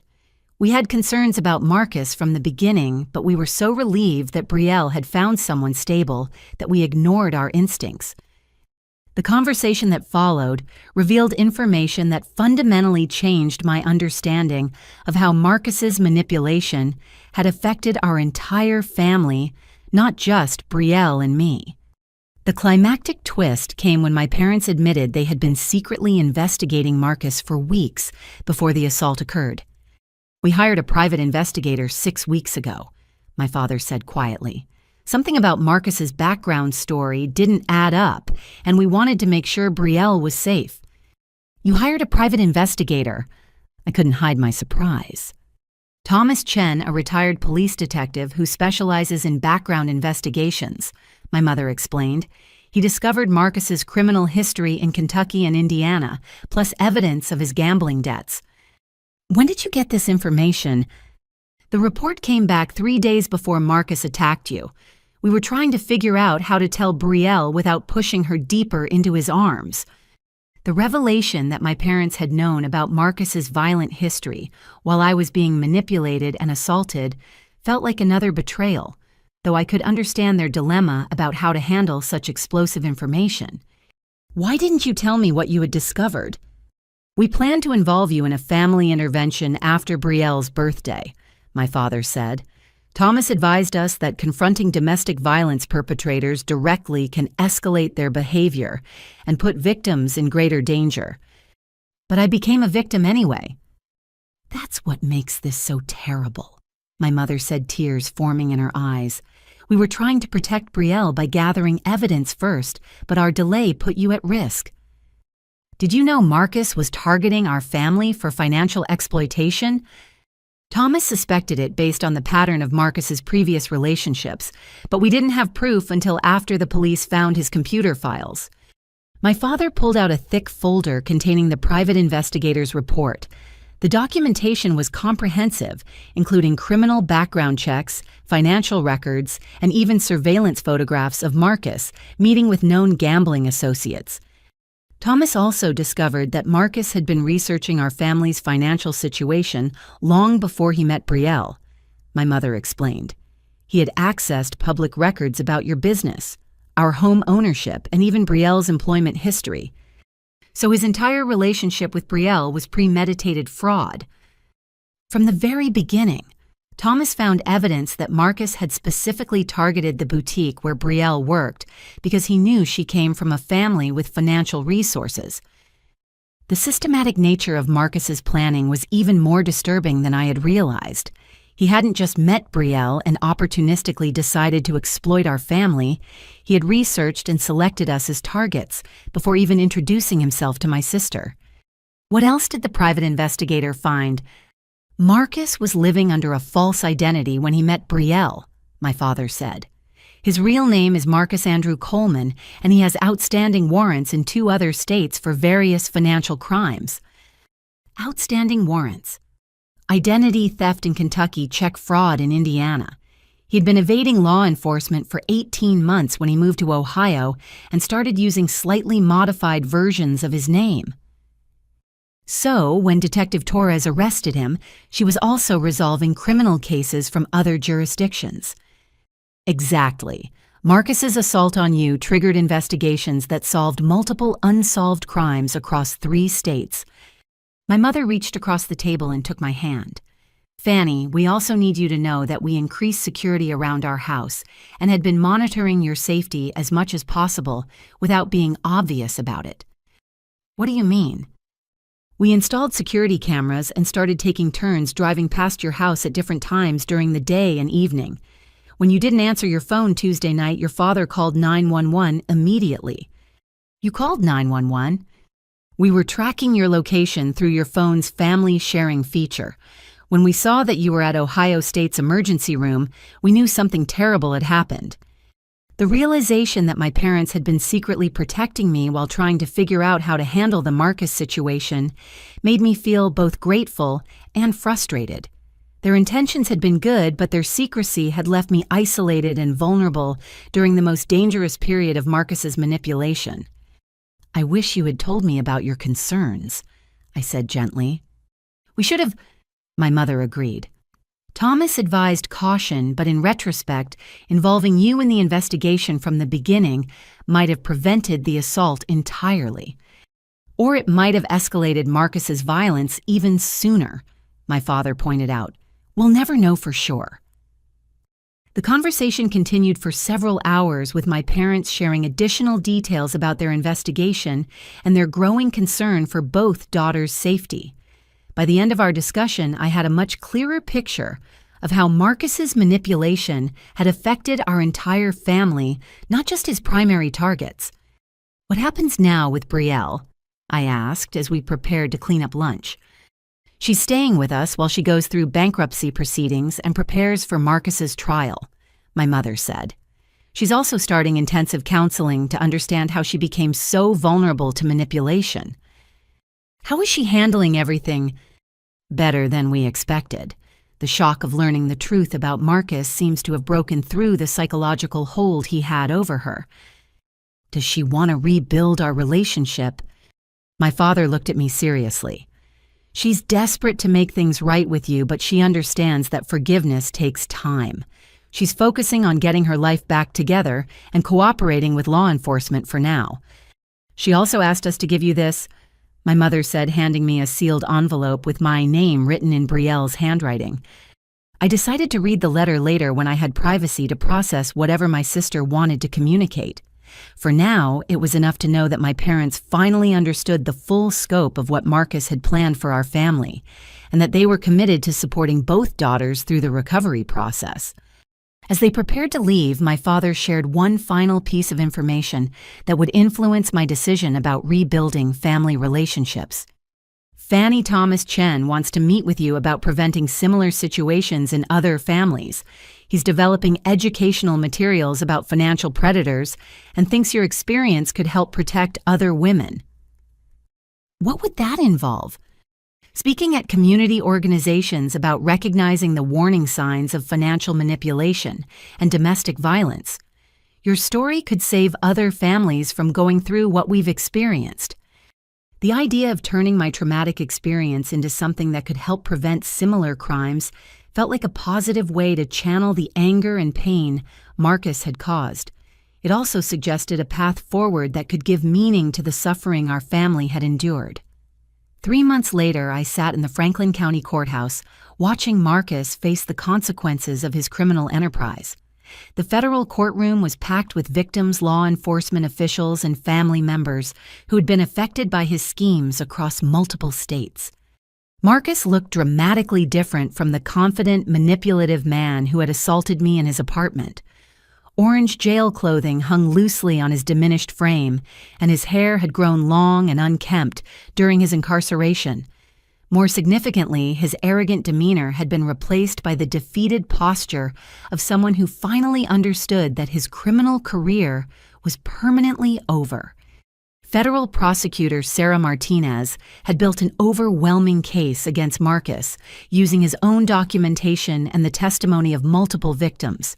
Her opening statement outlined 15 separate felony charges spanning financial fraud, domestic violence, identity, theft, money laundering, and conspiracy to commit murder. Ladies and gentlemen of the jury, she began, the defendant didn't just commit crimes. He operated a sophisticated criminal enterprise designed to systematically exploit vulnerable women and their families across multiple states. The prosecution's evidence included Marcus's detailed computer files, recorded conversations with gambling associates, and testimony from 5 women he had victimized over the previous 3 years. Each victim told a similar story of manipulation, financial exploitation, and escalating violence when their families became suspicious of Marcus's intentions. Jennifer Walsh testified, first describing how Marcus had researched her family's financial situation and planned to use her as guarantor for fraudulent business loans. Her calm, detailed account of his manipulation tactics established the pattern that prosecutors would use to demonstrate Marcus's systematic approach to victimizing women. Brielle's testimony came on the second day of the trial.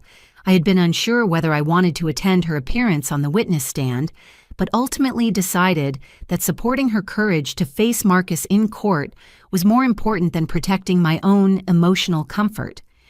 My sister looked composed and determined as she described Marcus's gradual manipulation of her perceptions about our family relationships. She spoke clearly about the financial abuse, the psychological manipulation, and her eventual understanding of how completely she had been deceived. The defendant convinced me that my sister was trying to control my life and sabotage my happiness, Brielle testified. He used my insecurities about our relationship to isolate me from the person who was actually trying to protect me. The most powerful moment came when Prosecutor Martinez asked Brielle to explain why she had initially refused to believe my account of Marcus's assault. Marcus had spent months convincing me that Fanny was jealous of my relationship and would do anything to break us up, Brielle replied. When she told me he had attacked her, I thought it was just another attempt to interfere with my engagement. Do you still believe that now? No, I now understand that everything Marcus told me about my sister was a lie designed to prevent me from trusting the one person who could have exposed his criminal activities. Marcus's defense attorney, Robert Kim, attempted to portray his client as someone whose gambling addiction had led to poor decisions rather than a calculating predator who systematically targeted vulnerable women. The strategy failed completely when prosecutors presented evidence of Marcus's detailed planning and his threats to murder potential witnesses. The climactic moment that sealed Marcus's fate came when Detective Torres testified about the evidence found in his vehicle during his attempted escape from Ohio. The defendant was carrying detailed plans for eliminating 3 witnesses who could testify against him, she explained. These plans included specific methods, timing, and disposal strategies that demonstrated extensive premeditation. What was the defendant's intended timeline for these murders? According to text messages recovered from his phone, he planned to kill all 3 witnesses within 72 hours of his arrest warrant being issued. Who were the intended victims? Fanny Hartley, Brielle Hartley, and Jennifer Walsh. The revelation that Marcus had been prepared to commit triple murder to protect his criminal enterprise horrified the jury and eliminated any sympathy they might have felt for his situation. My own testimony came on the 3rd day of the trial. Prosecutor Martinez had prepared me extensively for this moment, but facing Marcus in court still felt emotionally overwhelming. He stared at me with cold hatred as I described his assault and threats, showing no remorse or acknowledgement of the pain he had caused. Ms. Hartley, can you describe the defendant's demeanor after he finished assaulting you? He was completely calm and controlled. He washed his hands at the kitchen sink as if nothing unusual had happened, then gave me instructions about cleaning up my own blood before I left his apartment. What did those instructions tell you about the nature of his actions? That the assault was premeditated and calculated, not a crime of passion. He had planned every aspect of the attack, including how to cover up the evidence afterward. The cross-examination by Marcus's defense attorney was brief and ineffective. My medical records, hospital photographs, and consistent testimony left no room for alternative explanations of what had occurred in that apartment. After 5 days of testimony from 23 witnesses, the jury deliberated for less than 2 hours before returning guilty verdicts on all 15 felony charges. Marcus showed no emotion as the verdicts were read, though his hands trembled slightly when the judge scheduled sentencing for the following month. The sentencing hearing brought closure that exceeded my expectations for justice. Federal Judge Patricia Williams sentenced Marcus to 45 years in federal prison, followed by an additional 15 years on state charges to be served consecutively rather than concurrently. Mr. Coleman, Judge Williams, said before imposing sentence, "You operated a criminal enterprise that destroyed families and traumatized multiple victims across several states. Your calculated cruelty and willingness to commit murder to protect your crimes demonstrate that you represent a continued danger to society. This court sentences you to 45 years in federal prison, without possibility of parole, followed by 15 years on state charges for a total of 60 years incarceration. Given your age and the length of this sentence, it is likely you will spend the remainder of your natural life in prison." Marcus would be 89 years old before becoming eligible for release, effectively ensuring that he would never again have the opportunity to victimize vulnerable women and their families. The sentencing hearing concluded with victim impact statements from all 5 women Marcus had targeted. Jennifer Walsh spoke about the 2 years she had spent tracking his criminal activities and her relief that other families would be protected from his schemes. I chose to focus my statement on the positive changes that had emerged from my family's ordeal. Marcus Coleman tried to destroy my relationship with my sister and exploit my family's financial resources, I said. Instead, his crimes have ultimately made our family stronger and more united than we were before. His actions also led to the dismantling of criminal networks that had been operating in multiple states. I hope that other families can learn from our experience and recognize the warning signs of financial predators before becoming victims themselves. After the sentencing, Brielle and I stood together outside the courthouse for the first time since the night of Marcus's assault.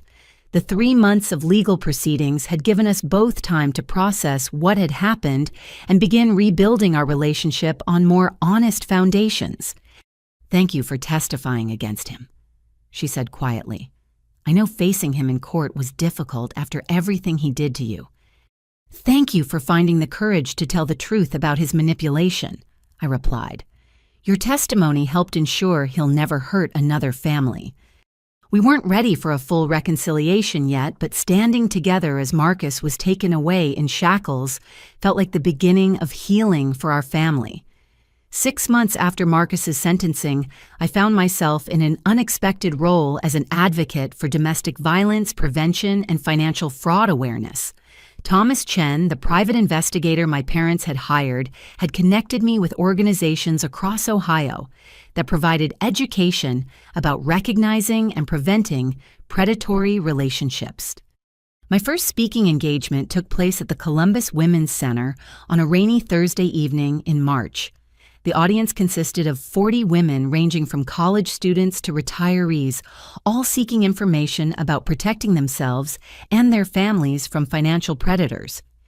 6 months ago, I thought I understood the warning signs of abusive relationships. I began my presentation.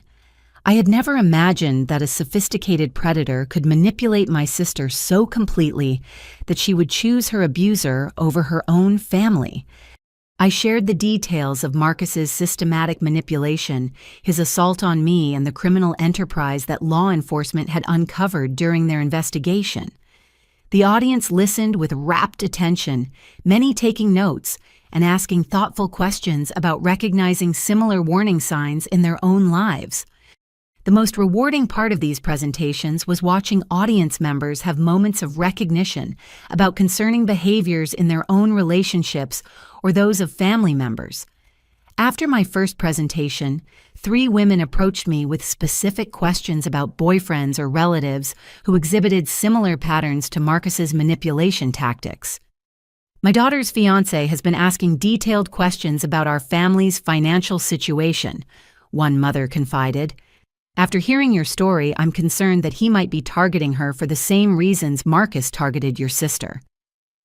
I connected her with Detective Torres, who had become a resource for families concerned about potential financial predators. Within 2 weeks, their investigation revealed that the daughter's fiancé had outstanding warrants for financial fraud in another state and was indeed following Marcus's playbook for exploiting family resources. The climactic transformation in my relationship with Brielle came during her own journey toward advocacy work.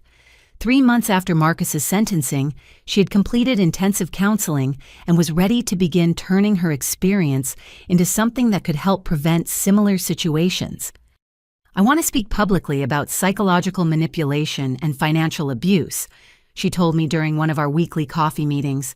"But I know my credibility is damaged because I initially defended Marcus and attacked you. Your experience as someone who was manipulated gives you a different perspective than mine," I replied. "Potential victims might relate more to someone who understands how easy it is to be deceived by these predators." Brielle's first speaking engagement was at Ohio State University's orientation program for new students. Her presentation focused on recognizing manipulation tactics in dating relationships and understanding how financial predators target college students with family financial support. "I was a 26-year-old woman with a college education and a loving family," she told the audience of 18-year-olds. "I thought I was too smart and too supported to fall for manipulation. But predators like Marcus specifically target women with strong family connections because those relationships provide access to financial resources." Her willingness to acknowledge her mistakes and explain how manipulation tactics work made her presentations particularly effective with young audiences who might otherwise dismiss warnings about predatory relationships. The speaking circuit also connected both of us with other victims and advocates who had experienced similar crimes. We learned that financial predators targeting women with family resources was a growing problem that law enforcement agencies were struggling to address effectively. Jennifer Walsh had continued her advocacy work and had founded a nonprofit organization called Financial Predator Prevention Network. She invited both Brielle and me to join her board of directors and help develop educational materials for law enforcement agencies and community organizations. "The three of us represent different aspects of these crimes," Jennifer explained during our first board meeting. "I'm the victim who escaped. Fanny is the family member who was targeted for retaliation, and Brielle represents someone who was successfully manipulated but found the courage to break free." Our combined perspectives allowed us to create comprehensive training materials that address the full scope of how financial predators operate and the various ways they impact families and communities. The nonprofit work also provided both Brielle and me with a sense of purpose that helped transform our traumatic experience into something positive and meaningful. Rather than simply surviving Marcus's crimes, we were actively working to prevent similar situations from destroying other families. "6 months ago, I thought my life was over," Brielle said during one of our presentations. "I had lost my relationship, my financial security, my self-respect, and my family's trust. But working to prevent other women from experiencing similar manipulation has given me a reason to rebuild my life in a more honest and grounded way." My accounting practice had also grown as a result of my advocacy work.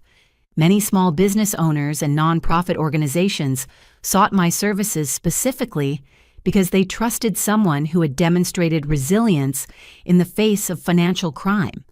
The increased income allowed me to donate significant time and resources to the Financial Predator Prevention Network without compromising my own financial security.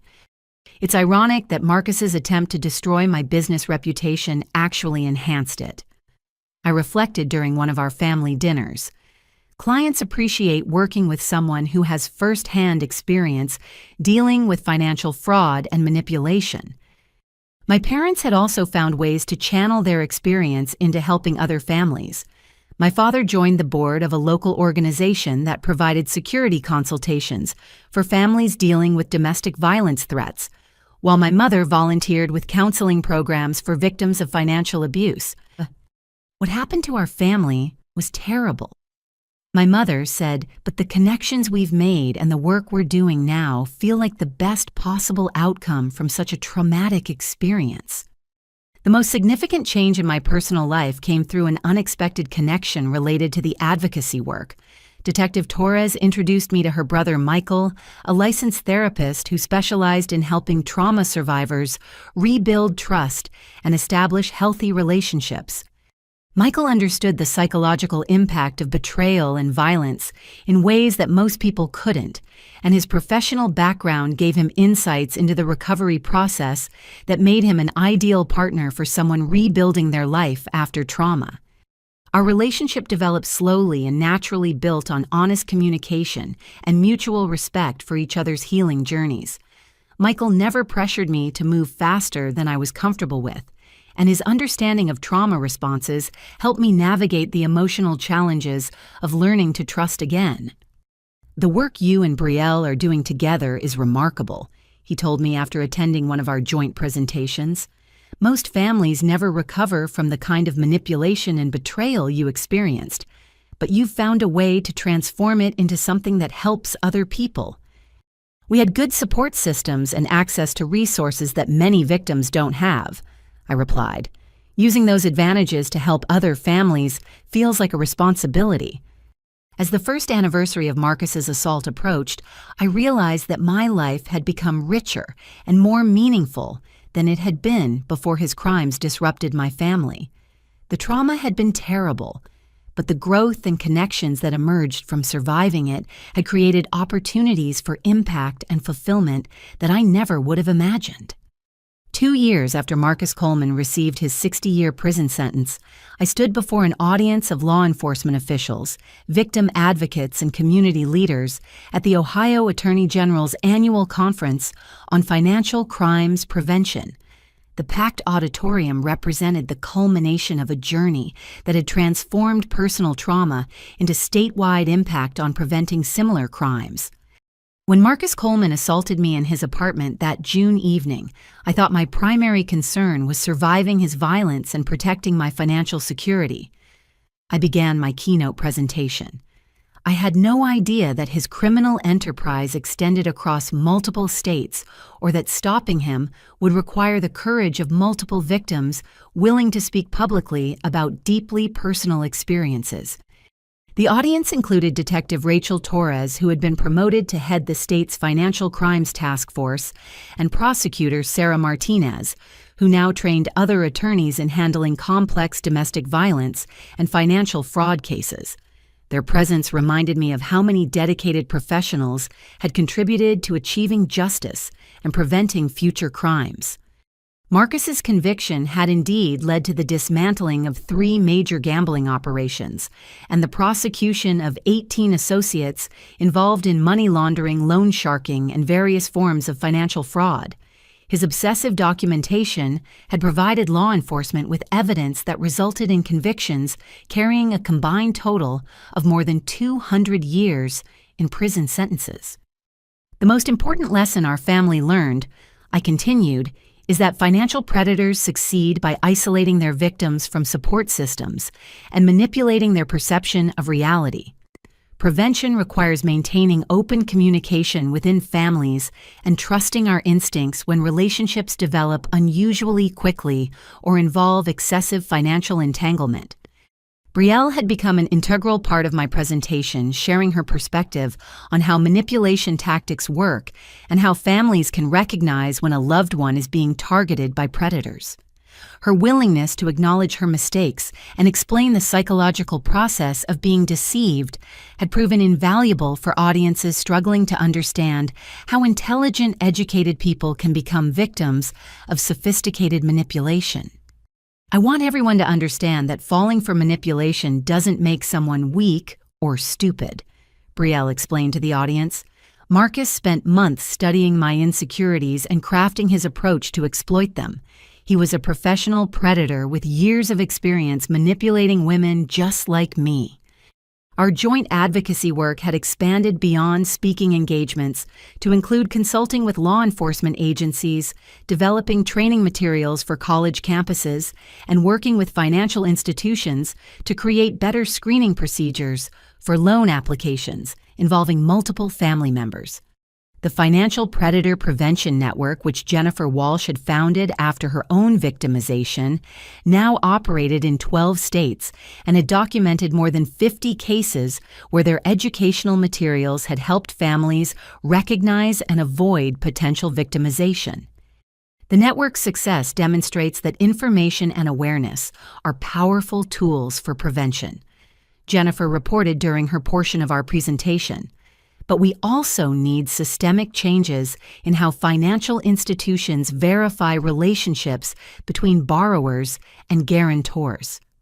The climactic revelation that brought complete closure to our family's journey came when Detective Torres announced that Marcus had provided information leading to additional convictions in exchange for transfer to a federal prison with better medical facilities for his deteriorating health. Marcus Coleman will never be eligible for release, she assured the audience, but his cooperation has helped us identify and prosecute predators operating similar schemes in other regions. His criminal network has been completely dismantled, and multiple families have been protected from victimization. The medical issues that prompted Marcus's cooperation had developed during his imprisonment, apparently related to stress and poor nutrition. While I felt no sympathy for his declining health, knowing that his criminal career was permanently ended provided the final piece of emotional closure I needed. My personal life had also reached a point of stability and happiness that exceeded my expectations when the trauma first occurred. Michael and I had been married for 6 months, having built our relationship on the foundation of mutual respect and understanding that emerged from shared experience with trauma recovery. "The most beautiful part of your story," he said after attending my conference presentation, "is watching how you and Brielle transformed something terrible into a mission that protects other families." Our wedding had been a small, intimate ceremony that focused on commitment and partnership rather than elaborate celebration. Brielle served as my maid of honor, symbolizing the complete rebuilding of trust and affection between us. "Standing beside you at your wedding felt like the final step in earning your forgiveness," she had told me during our reception dinner.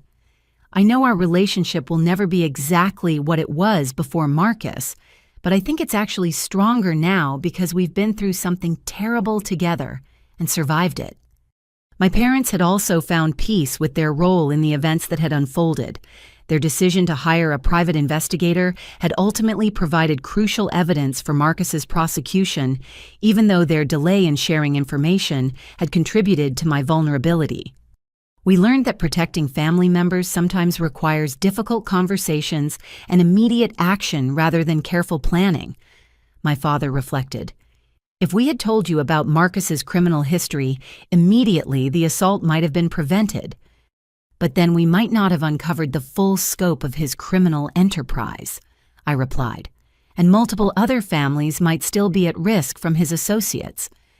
The conference presentation concluded with a call to action that had become central to my advocacy work, encouraging families to trust their instincts about concerning relationships and providing resources for investigation and intervention when predatory behavior is suspected. Prevention requires vigilance, open communication, and willingness to act on concerns, even when those actions are emotionally difficult, I told the audience. But the alternative is allowing predators to destroy families and exploit victims across multiple states. As I looked out at the audience of dedicated professionals committed to protecting vulnerable people from financial crimes, I realized that Marcus's attempt to destroy my family had ultimately led to our greatest contribution to society. The trauma he inflicted had been transformed into knowledge resources and systems that would protect countless other families from similar destruction. The question I wanted to leave with the audience reflected the broader implications of our experience. How many other families in your community might be dealing with similar manipulation and financial exploitation? Right now, what systems can we create to help them recognize the danger and seek help before violence occurs? After the conference ended, Detective Torres approached me with news that provided the perfect conclusion to our journey toward justice and healing. "Fanny, I wanted you to know that our Financial Crimes Task Force has received federal funding to expand operations statewide. Your advocacy work and the evidence from Marcus's case were specifically cited in the grant application. What does that mean practically? It means we'll be able to investigate financial predators more aggressively and provide better support for victims and their families. The resources will also fund prevention education programs, like the work you and Brielle are doing. The expansion of law enforcement resources dedicated to preventing financial crimes represented the ultimate victory over Marcus's attempts to exploit and destroy vulnerable families. His criminal enterprise had been eliminated, his associates were in prison, and the systems for protecting future victims had been strengthened significantly. As Michael and I drove home from the conference that evening, I reflected on how completely my life had been transformed by surviving Marcus's crimes and choosing to turn that experience into advocacy for other families. Do you ever wonder what would have happened if Marcus had succeeded in his original plan? Michael asked as we pulled into our driveway. Sometimes, but I think focusing on what actually happened is more productive. He failed to destroy our family permanently, and his crimes led to positive changes that will protect many other families. Plus, his failure led to us meeting each other. That's the most beautiful outcome of all. As we walked into our home together, I felt profound gratitude for the strength, support, and opportunities that had emerged from surviving Marcus Coleman's attempt to destroy everything I cared about.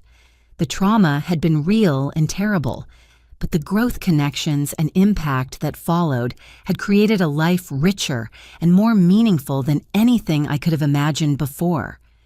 The final lesson I had learned was that surviving victimization isn't just about personal recovery. It's about using that experience to prevent similar harm to others and creating positive change that extends far beyond individual healing. Thank you for following this journey of survival, justice, and transformation. I hope our family's experience can help you recognize the warning signs of financial predators and protect your own loved ones from similar manipulation. Have you ever noticed concerning patterns in someone's relationship that made you worry about financial exploitation or manipulation?